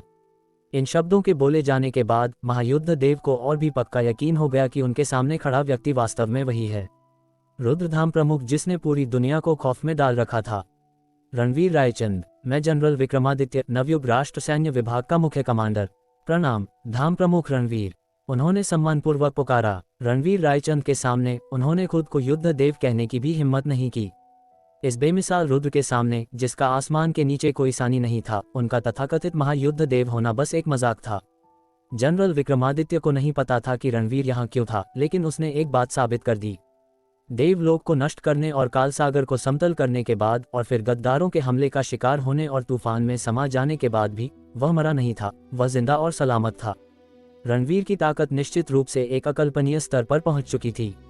क्या धाम प्रमुख रणवीर, इस उपाधि को सुनते ही वहां मौजूद हर कोई सन रह गया। दुनिया में केवल एक ही व्यक्ति था जो इस उपाधि के योग्य था। दुनिया की सबसे बड़ी शक्ति, रुद्रधाम का शासक रणवीर रायचंद। उसने कभी 10 लाख की सेना की कमान संभाली थी, पूरे देश में अभियान चलाए थे और चारों दिशाओं और 8 पहरों में खौफ पैदा किया था। रुद्रधाम के सामने अनगिनत साम्राज्य और ताकतें कांपती थीं, और हाल ही में रणवीर रायचंद का नाम निस्संदेह पूरी दुनिया में और भी गूंज रहा था। वह प्रमुख वेबसाइटों पर लगभग रोजाना ट्रेंडिंग सर्च में सबसे ऊपर था, अरबों लोगों के बीच चर्चा का विषय बना हुआ था, क्योंकि अभी 15 दिन पहले ही उसने अकेले दम पर 3 महान निषिद्ध क्षेत्रों में से 2 को नष्ट कर दिया था। काल सागर और देवलोक, दुनिया के शिखर पर खड़े 2 खौफनाक अस्तित्वों को रणवीर रायचंद ने पूरी तरह से नेस्तनाबूद कर दिया था, जिससे पूरी दुनिया हिल गई थी। लेकिन आखिरकार खबर फैली कि रणवीर फिर से एक हमले का शिकार हो गया और विशाल सागर में अपने दुश्मनों के साथ मारा गया। घटना को कुछ समय बीत चुका था और लाखों रुद्र सैनिकों ने कई साम्राज्यों द्वारा भेजे गए कर्मियों के साथ दिन रात खोज की, लेकिन कोई सुराग नहीं मिला। हालांकि कोई शव नहीं मिला था, लेकिन सभी का मानना था कि रणवीर मर चुका है। ऐसे हालात में उसका अभी भी जिंदा रहना नामुमकिन था। लेकिन किसने सोचा होगा कि आज वह व्यक्ति जिसे मर जाना चाहिए था, नवयुग राष्ट्र में प्रकट हुआ। वह सभी के लिए जो झटका लाया था उसकी कल्पना की जा सकती थी। अगर यह रणवीर रायचंद है तो ये दसियों हजार सख्त चेहरे वाले लोग निस्संदेह रुद्र सेना हैं। ये सोचकर सबके दिल और भी ज्यादा खौफजदा हो गए, खासकर वे 3000 अधीनस्थ जिनके चेहरे पीले पड़ गए। उन्होंने पहले कुछ करने की जुर्रत की थी, ये रुद्र सेना थी। बस इसके बारे में सोचकर ही उन्हें बेहद डर लग रहा था। अध्याय 288, मेहता परिवार का सर्वनाश। रोहन राठी और वो जनरल इस पल ऐसा महसूस कर रहे थे जैसे आसमान उन पर आ गिरा हो। उनके शरीर का हर अंग कांप रहा था। अगर महायुद्ध देव उनके आदर्श थे तो रणवीर रायचंद का नाम दुनिया भर के सभी सैनिकों के लिए एक पूजनीय मिथक था। वह तो एक ऐसा अस्तित्व था जिसका नाम लेना भी मना था। रुद्रधाम, रणवीर रायचंद, इनमें से कोई भी आसानी से पूरे साम्राज्य को डरा सकता था। ये सोचकर कि जिस व्यक्ति से उन्होंने पंगा लिया वह वास्तव में ये लेजेंडरी हस्ती थी, उनके दिल और भी जोर से धड़कने लगे। कोई हैरानी नहीं कि सामने वाले ने उनसे अपने से बड़े अधिकारी को बुलाने को कहा, क्योंकि वे बहुत बेवकूफ थे।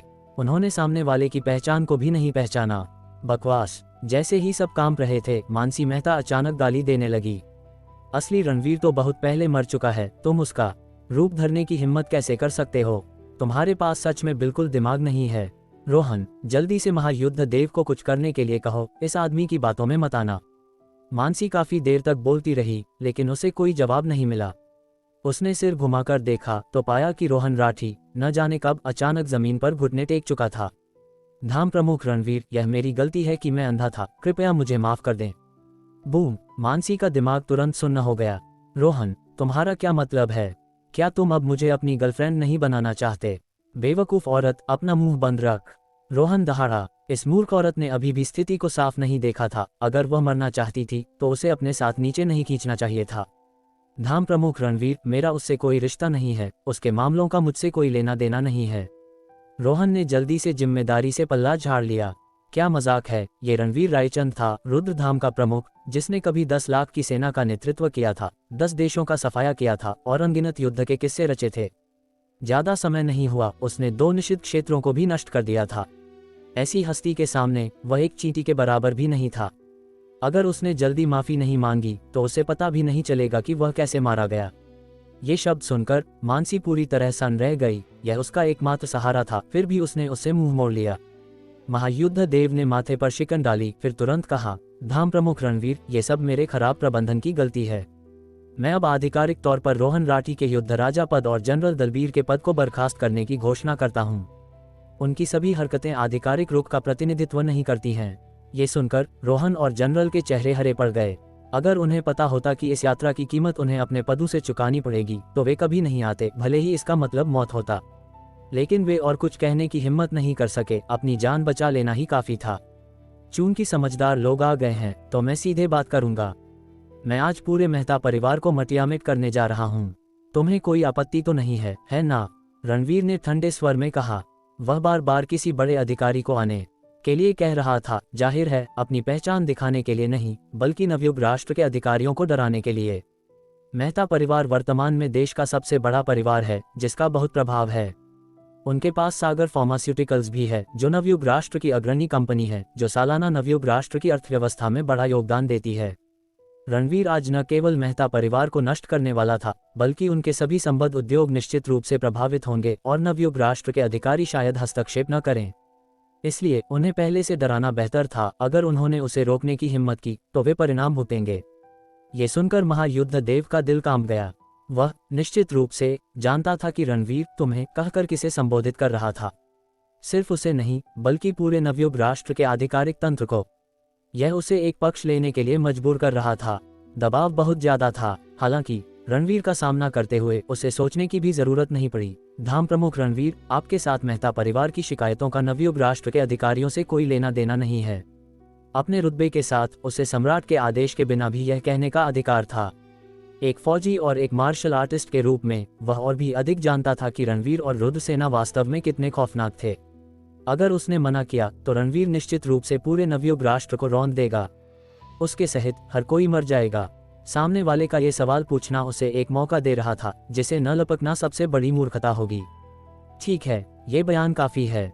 रणवीर ने अपनी बात खत्म की, फिर उसकी नजर तीखेपन से मानसी पर पड़ी। मेहता परिवार की रईसजादी, क्या तुम्हारे पास कोई और चाल बची है? मानसी का चेहरा पीला पड़ गया था। तभी उसे एहसास हुआ कि स्थिति अब उसके काबू से बाहर थी। सब लोग मेरा आदेश सुनो, मेहता परिवार को मटियामेट कर दो। रणवीर ने अचानक आदेश दिया। Boom boom boom. एक पल में रुद्रसेना हरकत में आ गई। एक मामूली मेहता परिवार बिल्कुल भी विरोध नहीं कर सका। Puff puff. मेहता परिवार के लोग लगातार कुचले जा रहे थे। घुटने टेकना भी बेकार था। रणवीर बेपरवाही से देख रहा था। उसकी आंखों में दया का कोई नामोनिशान नहीं था। मेहता परिवार ने अनन्या और रूही के साथ जो किया था उसके लिए उनका 100 बार मरना भी कम था। रणवीर ने मानसी को तुरंत नहीं मारा। वह चाहता था कि वह अपने परिवार को धीरे धीरे नष्ट होते हुए देखे।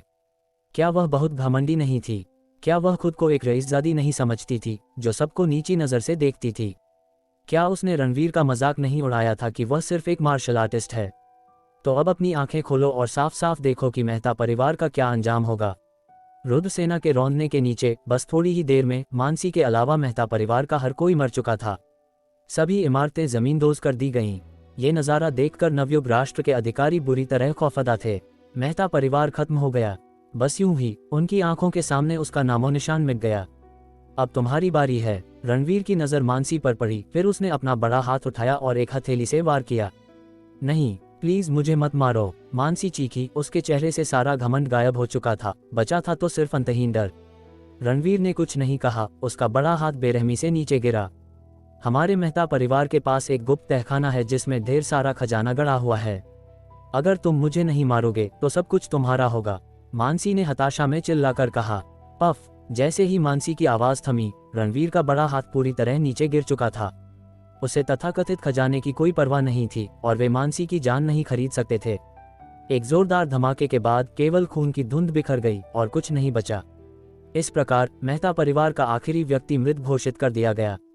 रोहन राठी के पूरे शरीर पर खून के छींटे पड़ गए। वह हिलने की भी हिम्मत नहीं कर सका। उसका दिल चरम आतंक से भर गया था। जिस लड़की को वह पसंद करता था उसकी बात तो छोड़िए, अगर उसके अपने माता पिता भी मारे गए होते तो भी वह एक शब्द बोलने की हिम्मत नहीं करता। करण, लोगों को ले जाओ और बेसमेंट की तलाशी लो, रणवीर ने आदेश दिया। जी। करण ने तुरंत सहमति जताई। फिर रुद्रसेना को लेकर जमीन की तलाशी शुरू कर दी।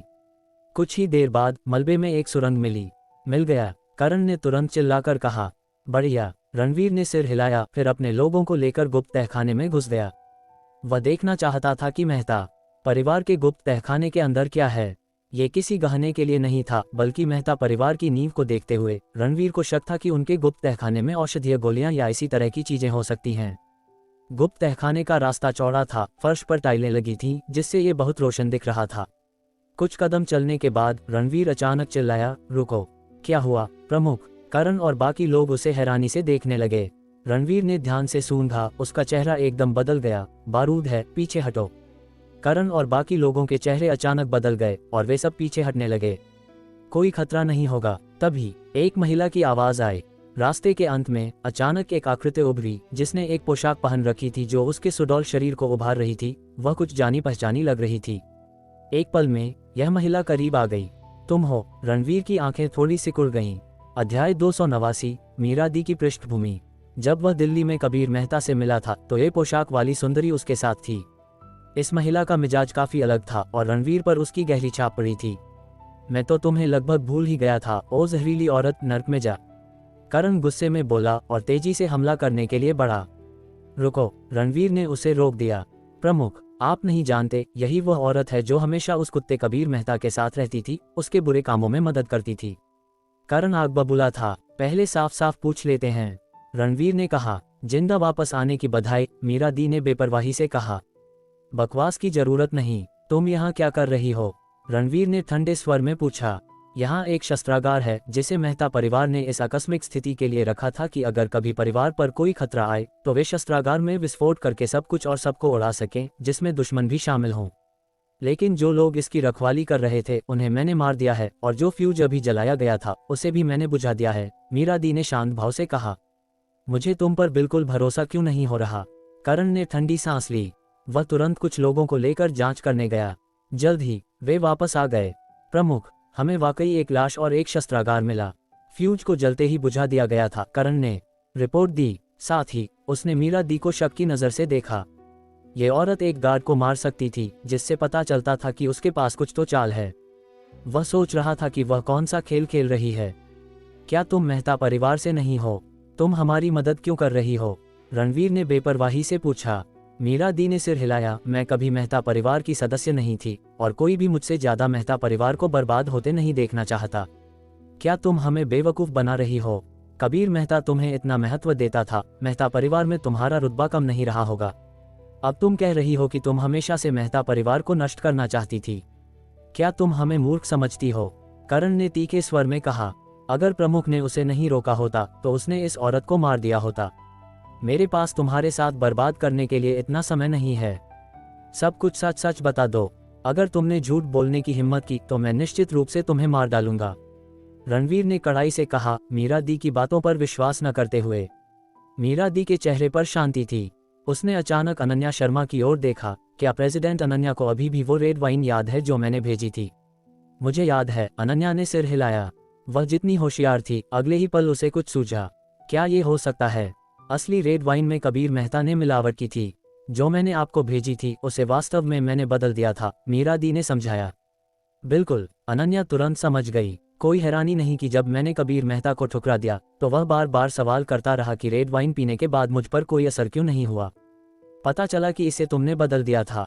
मूल रूप से मैं तुम्हारी बेटी के खून में भी छेड़छाड़ करना चाहती थी ताकि उसकी सुपर मार्शल आर्ट्स की प्रगति में बाधा आ सके या तुम्हें नवयुग राष्ट्र आने से रोक सकूं।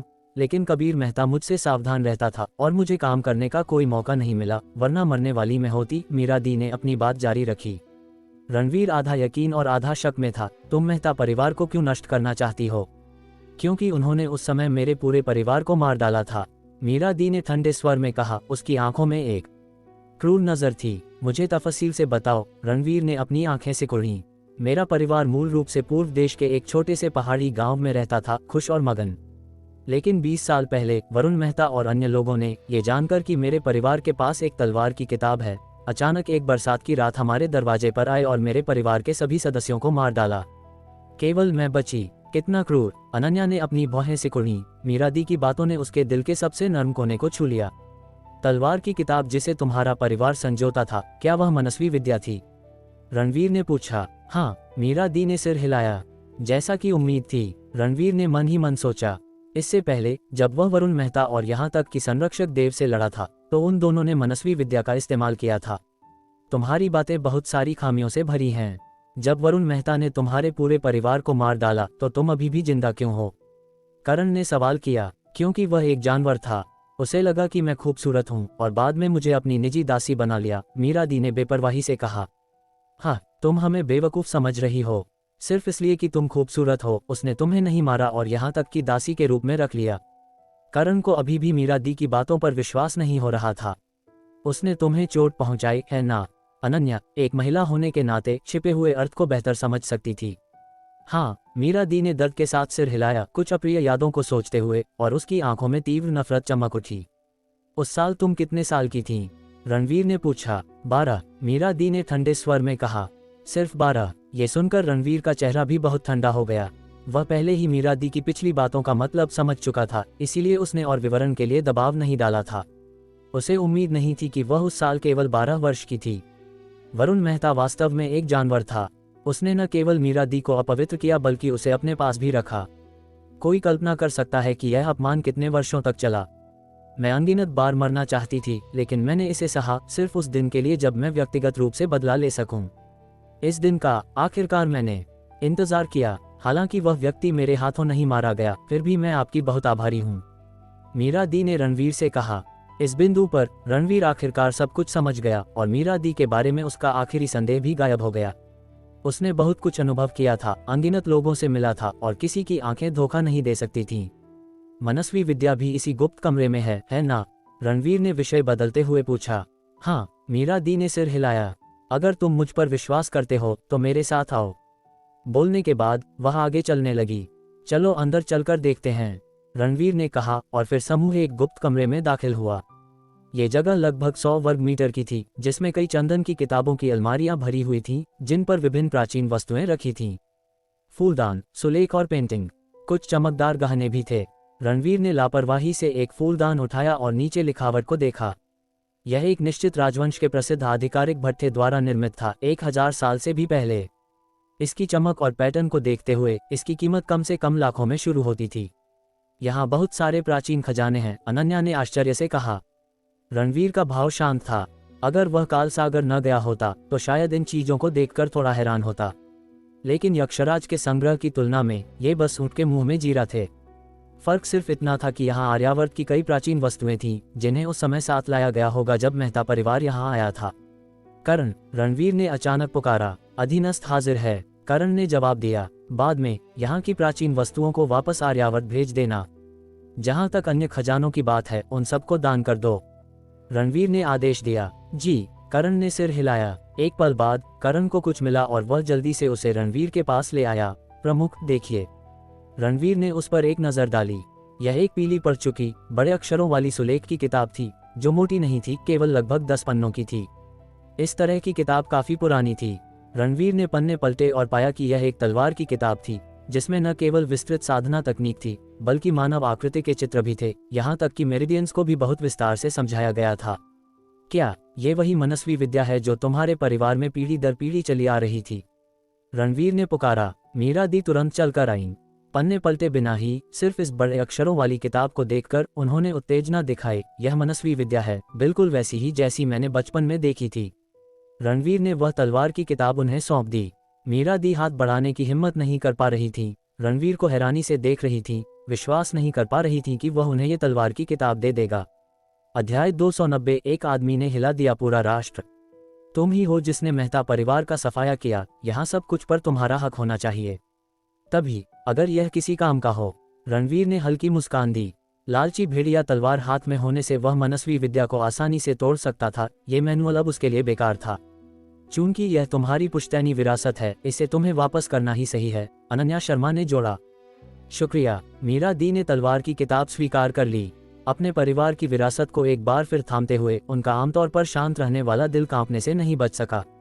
वह कभी नहीं भूलेंगी, 20 साल पहले एक छोटे से पहाड़ी गांव में वरुण मेहता और उसके आदमी शैतान बन गए थे। तलवारें चल रही थीं, उनके परिवार को एक एक करके काट रहे थे। उनके पिता ने उन्हें सुरक्षित रखने के लिए अपनी छाती पर तलवार का वार सहा और उनकी आंखों के सामने दम तोड़ दिया। उनके लिए यह एक जीता जागता दुस्वप्न था। यादों से उनकी आंखें लाल हो गईं। फिर भी एक आंसू नहीं गिरा। उन्होंने बस फिर से बात की। रणवीर से, अनन्या से, वहां मौजूद हर किसी से उन्होंने अपना आभार व्यक्त किया। रणवीर ने हाथ हिलाकर मना कर दिया और कुछ नहीं कहा। करण और बाकी लोगों को तलाशी जारी रखने का आदेश दिया। कुछ मिनटों बाद सफाई पूरी हो गई।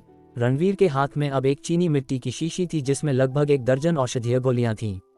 वे संरक्षक देव द्वारा ली गई गोलियों से अलग दिख रही थीं। उनकी महक बता रही थी कि वे प्राण शक्ति की भरपाई करती हैं, हालांकि विशेष रूप से बहुत शक्तिशाली नहीं थीं। कुछ न होने से तो बेहतर था, कम से कम ये कुछ तो था। चलो निकलते हैं, रणवीर ने आदेश दिया और समूह बाहर निकल गया। लोहित और बाकी रुद्र सेना इंतजार में खड़ी थी। नवयुग राष्ट्र का एक भी व्यक्ति जाने की हिम्मत नहीं कर रहा था।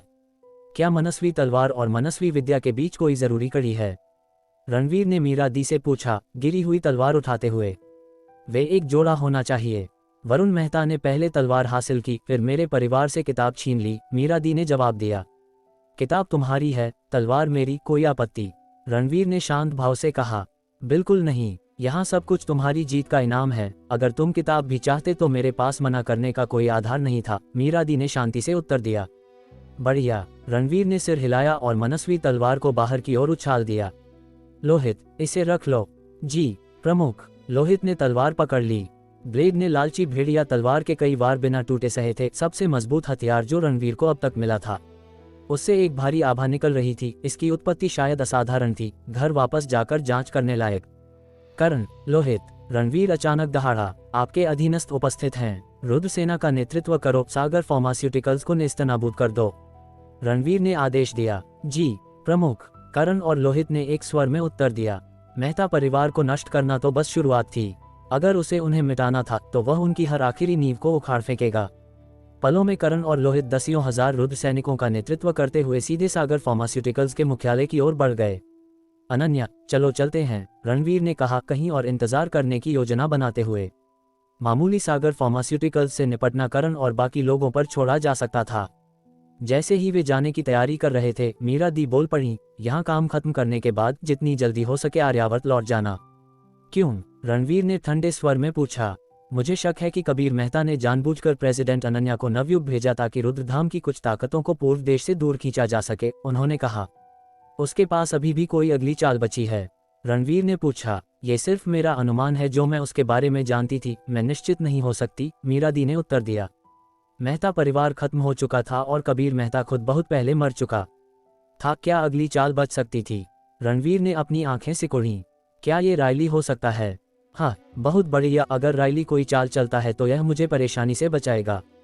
इसके अलावा एक बार जब आप वापस लौटेंगे तो कोई आपको ढूंढते हुए आ सकता है, क्योंकि मेहता परिवार नष्ट हो गया था, मीरा दी ने जोड़ा।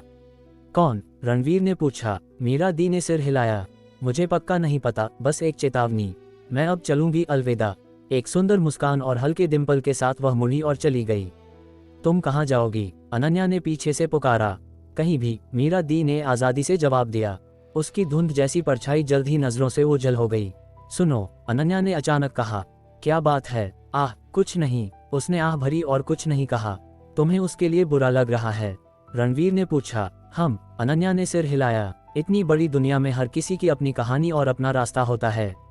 उसके बाकी जीवन की शांति की कामना करो और उस पर विचार मत करो, रणवीर ने उसे सांत्वना दी। वह खुद मीरा दी के बारे में और बात करने की कोई इच्छा नहीं रखता था। उसने उसे नहीं मारा क्योंकि उसने एक बार अनन्या की मदद की थी, लेकिन अगर वह समय पर नहीं लौटा होता तो अनन्या को किस चीज का सामना करना पड़ सकता था, ये सोचकर ही रूह कांप जाती थी। अगर ऐसा हुआ होता तो कोई भी बख्शा नहीं जाता। सम्मानपूर्वक धाम प्रमुख रणवीर को विदा करें, महायुद्ध देव ने नारा लगाया।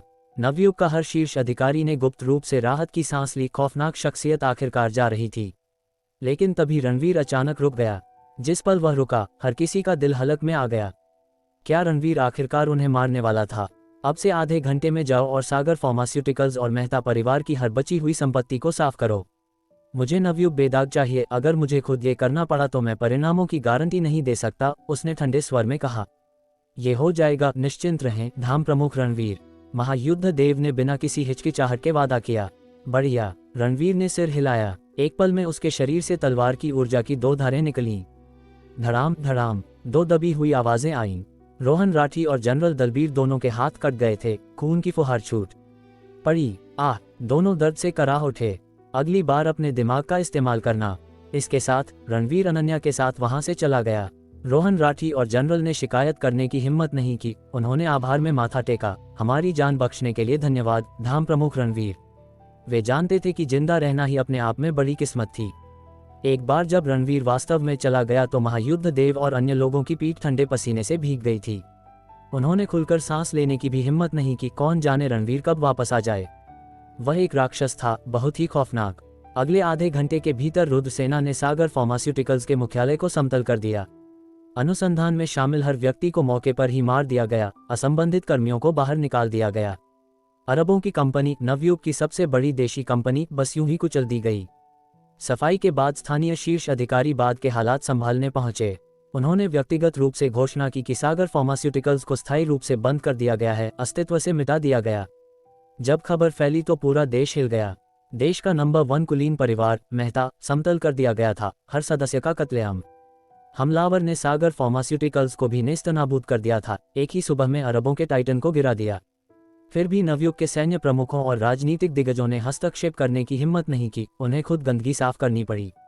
आखिर हुआ क्या? मेहता परिवार ने किसे नाराज किया कि वे इतनी बुरी तरह कुचल दिए गए? ... जबकि अनगिनत बहसें छिड़ी हुई थीं, नवयुग के अधिकारी चुप रहे। वे सब अपने घरों में दुबके रहे, कांपते हुए। एक आदमी ने पूरे राष्ट्र को हिला दिया।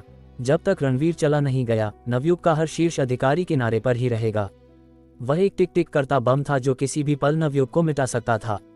अध्याय 291, रोंगटे खड़े कर देने वाली खबर। इस वक्त रणवीर अनन्या के साथ निकलने के बाद उसने तुरंत अनन्या का फोन उधार लिया और साया को कॉल किया। उसका अपना फोन तो बहुत पहले समुद्र में खो गया था। पूर्व देश दिल्ली। अपने फोन की घंटी सुनते ही साया ने तुरंत अपना फोन निकाला। स्क्रीन पर आ रही कॉल को देखकर साया का दिल बैठ गया। भाभी, वह खतरे में तो नहीं होंगी, है ना? बिना एक और शब्द बोले उसने जल्दी से कॉल का जवाब दिया। भाभी, क्या कुछ गड़बड़ है? मैं हूँ। फोन से तुरंत एक पुरुष की आवाज आई। बूम! जिस पल उसने यह आवाज सुनी, ऐसा लगा जैसे साया के शरीर में बिजली दौड़ गई हो, सीधे उसके दिमाग तक। इस पल उसके शरीर का सारा खून खौल उठा। ये प्रमुख की आवाज है, वह जिंदा हैं। बस इस नतीजे पर पहुंचते ही साया इतना उत्साहित हो गया कि वह लगभग खुशी से चीख पड़ा। लाखों सैनिकों ने इतने दिनों तक पूरे समुद्र को छान मारा था, फिर भी कोई खबर नहीं थी। हालांकि हर कोई नाखुश था, वे इंतजार करते रहे, लेकिन तर्क उन्हें बता रहा था कि प्रमुख के बचने की उम्मीद बेहद कम थी। लेकिन ठीक इसी पल उसे अचानक प्रमुख का कॉल मिला। वह इतना उत्साहित था कि खुद को काबू नहीं कर सका। प्रमुख, क्या ये सच में आप हैं? क्या आप किसी खतरे में हैं? आप कहाँ हैं? साया उत्साहित था, फिर भी थोड़ा संदिग्ध। अनगिनत सवालों की झड़ी लगा दी। अगर मैं नहीं हूं तो कौन है? कोई भूत? रणवीर ने हंसते हुए कहा। साया की आंखें तुरंत नम हो गईं, क्योंकि वह प्रमुख के बोलने के लहजे से बहुत अच्छी तरह वाकिफ था। ये वही थे, जैसे कि डर हो कि साया उस पर विश्वास नहीं करेगा। रणवीर ने तुरंत कैमरा चालू किया और उसका चेहरा स्क्रीन पर दिखाई दिया। प्रमुख, साया जल्दी से चिल्लाया। अब जब उसने अपने स्वामी को देख लिया था तो उसे किसी बात का शक नहीं रहेगा। अनन्या, रणवीर ने फोन पर पुकारा और अनन्या शर्मा का चेहरा तुरंत वीडियो में दिखाई दिया। भाभी, साया ने सम्मानपूर्वक पुकारा। चिंता मत करो, मैं तुम्हारे लिए पुष्टि करती हूँ, ये तुम्हारे प्रमुख ही हैं, अनन्या ने मुस्कुराते हुए कहा। साया पूरा कांप गया और जिस पल पुष्टि हुई उसे लगा जैसे वह इस सरप्राइज से पूरी तरह सन्न रह गया हो। अब तो शक नहीं कर रहे हो ना? रणवीर ने पूछा। नहीं नहीं, साया ने झुनझुने की तरह सिर हिलाया। ठीक है, मैं तुम्हारे साथ और समय बर्बाद नहीं करूंगा। मैंने ये पूछने के लिए कॉल किया कि क्या पूर्व देश में सब कुछ ठीक है? रणवीर ने गंभीर चेहरे के साथ कहा। प्रमुख को रिपोर्ट सब कुछ सामान्य है। साया ने कहा। ठीक है, तो मुझे तसल्ली हुई। हम जल्द ही वापस आ रहे हैं और फिर मैं तुम सबको समझाऊंगा कि क्या हुआ था। रणवीर ने ज्यादा कुछ नहीं कहा, फिर फोन काट दिया। वह पूरी तरह निश्चिंत नहीं था और कुछ सोचने के बाद उसने अग्नि को निर्देश दिया कि वह पूर्व देश में बचे छाया संप्रदाय के सदस्यों से संपर्क करे और स्थिति के बारे में पूछताछ करे। खुफिया जानकारी और स्थिति नियंत्रण के मामले में छाया संप्रदाय रुद्रधाम से ज्यादा बारीक था। अग्नि के पूछताछ करने के बाद वह रणवीर के पास आए। प्रमुख को रिपोर्ट सब कुछ सामान्य है। मैं समझ गया, रणवीर ने सिर हिलाया। जब तक पूर्व देश अस्थायी रूप से ठीक था तब तक ये काफी था। जब वह लौटेगा, अगर किसी दुश्मन ने आने की हिम्मत की तो वह उन सबको नर्क भेज देगा। ये पुष्टि करने के बाद कि पूर्व देश ठीक है, रणवीर ने तुरंत आकाश से संपर्क किया। साया के विपरीत आकाश ने आ रही कॉल को देखकर पहले ही कुछ अनुमान लगा लिया था और तुरंत जवाब दिया। भाभी, मुझे खेद है, हमें अभी तक कोई सुराग नहीं मिला है, लेकिन मुझे विश्वास है। तुम अभी भी क्या ढूंढ रहे हो? तुम भाइयों को वापस ला सकते हो। रणवीर ने सीधे उसे बीच में ही रोक दिया।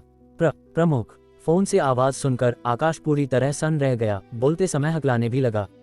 वह साया से भी ज्यादा हैरान था, क्योंकि उस लड़ाई के दौरान वे सब काल सागर में थे और उन्होंने प्रमुख के गायब होने का नजारा देखा था, एक भयानक, सब कुछ निगल लेने वाला तूफान।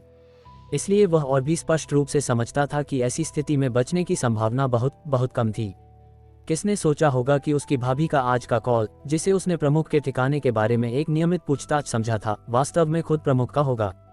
ये सरप्राइज बहुत अचानक आया, लेकिन भले ही प्रमुख बच गए हों, क्या उन्हें समुद्र में नहीं मिलना चाहिए था?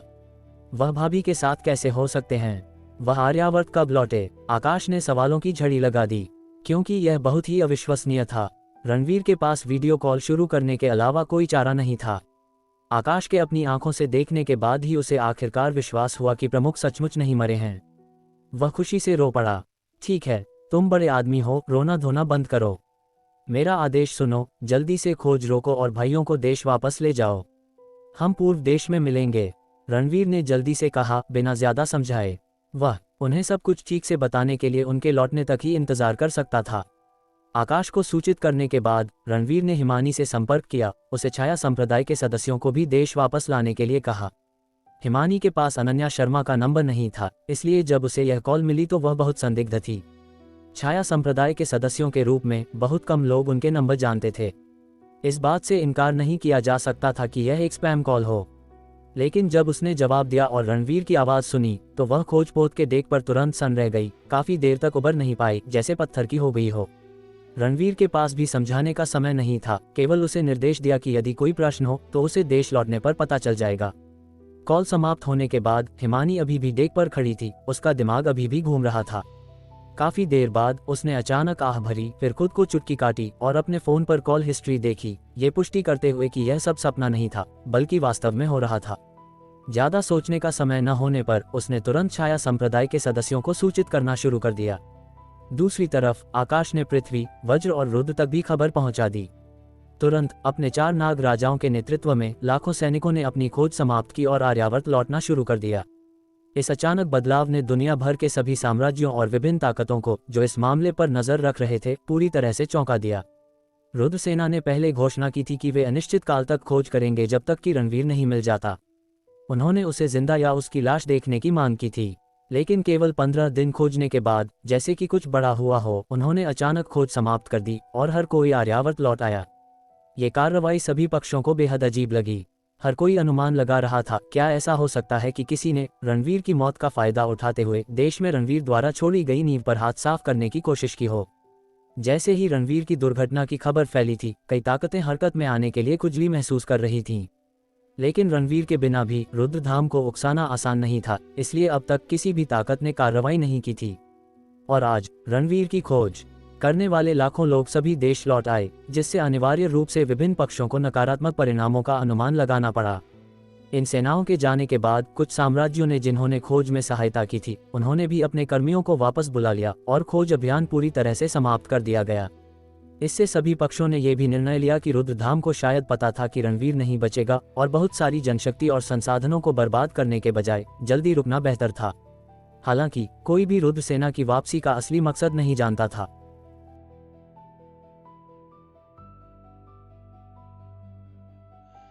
जब राष्ट्र का युद्ध देव घुटनों पर आ जाए तो समझ लो यह युद्ध नहीं, पहचान का उद्घाटन है। तलवारें रुकी, सेनाएं जड़ हो गई और इतिहास ने अपना नाम दोहराया, रणवीर। एक आदमी जिसने पलक झपकते ही कुलीन वंश मिटा दिया, उद्योग गिरा दिए और पूरे राष्ट्र को सांस रोकने पर मजबूर कर दिया। यह सत्ता का प्रदर्शन नहीं था, यह याद दिलाना था कि कुछ नाम मिटाए नहीं जाते, वे लौटते हैं।